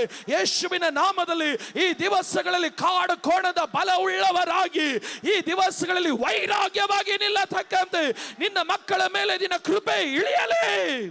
ಆ ಕೈಗಳನ್ನು ಮೇಲೆ ಎತ್ತಿಯೋದ ನಿಮಿಷ ಎಲ್ಲರೂ ಗಟ್ಟಿಯಾಗಿ ಹೇಳ್ರಿ, ಯೇಸುವೇ ನಿನ್ನ ವಾಕ್ಯವನ್ನು ಪ್ರೀತಿಸ್ತೇನೆ, ನಿನ್ನ ವಾಕ್ಯವನ್ನು ನಾನು ನಿನ್ನ ವಾಕ್ಯದಲ್ಲಿ ಸಂತೋಷ ಪಡುತ್ತೇನೆ, ನಿನ್ನ ವಾಕ್ಯದಲ್ಲಿ ನಾನು ನೆಲೆಗೊಳ್ಳುತ್ತೇನೆ. ಯೇಸುವೇ ನಾನು ನಂಬುತ್ತೇನೆ, ನನ್ನನ್ನು ಬಹಳವಾಗಿ ಅಭಿವೃದ್ಧಿಪಡಿಸುವ ಕಾಲವು ಇದಾಗಿದೆ. ನಾನು ನಂಬುತ್ತೇನೆ, ನನ್ನ ಶತ್ರುಗಳಿಗಿಂತ ನಾನು ಬಲಿಷ್ಠನಾಗಿದ್ದೇನೆ.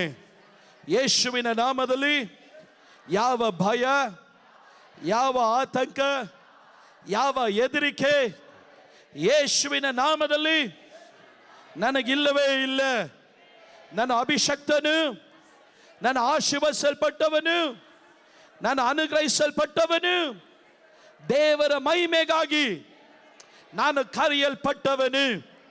ಅದು ನಂಬೋರು ಮಾತ್ರ ಕೈಗಳೆತ್ತಿ ಗಟ್ಟಿಯಾಗಿ ಆಮೇಲೆ ಹೇಳ್ರಿ. ಆ ಕೈಗಳನ್ನು ಮೇಲೆತ್ತಿಡ್ರಿ. ನಾನು ನಿಮಗಾಗಿ ಪ್ರಾರ್ಥಿಸ್ತೇನೆ. ಪರಿಶುದ್ಧನಾದ ದೇವರೇ, ನಿನ್ನ ಜನರನ್ನು ನಿನ್ನ ಕರಗಳಲ್ಲಿ ಒಪ್ಪಿಸ್ತೇನೆ. ಕೇಳಿದ ವಚನಗಳು ನಿನ್ನ ಮಕ್ಕಳ ಜೀವಿತದಲ್ಲಿ ನೆರವೇರಲಿ ಕರ್ತನೆ. ನಿನ್ನ ನಾಮದ ಮಹಿಮೆಯನ್ನು ಕಂಡ ಸಾಕ್ಷಿಯಾಗಿ ನೆಲೆಗೊಳ್ಳತಕ್ಕಂತೆ ಪ್ರತಿಯೊಬ್ಬರನ್ನ ನೀನು ತಾನೇ ಆಶೀರ್ವದಿಸು ಎಂಬುದಾಗಿ ಪ್ರಾರ್ಥನೆ ಮಾಡ್ತಾನೆ.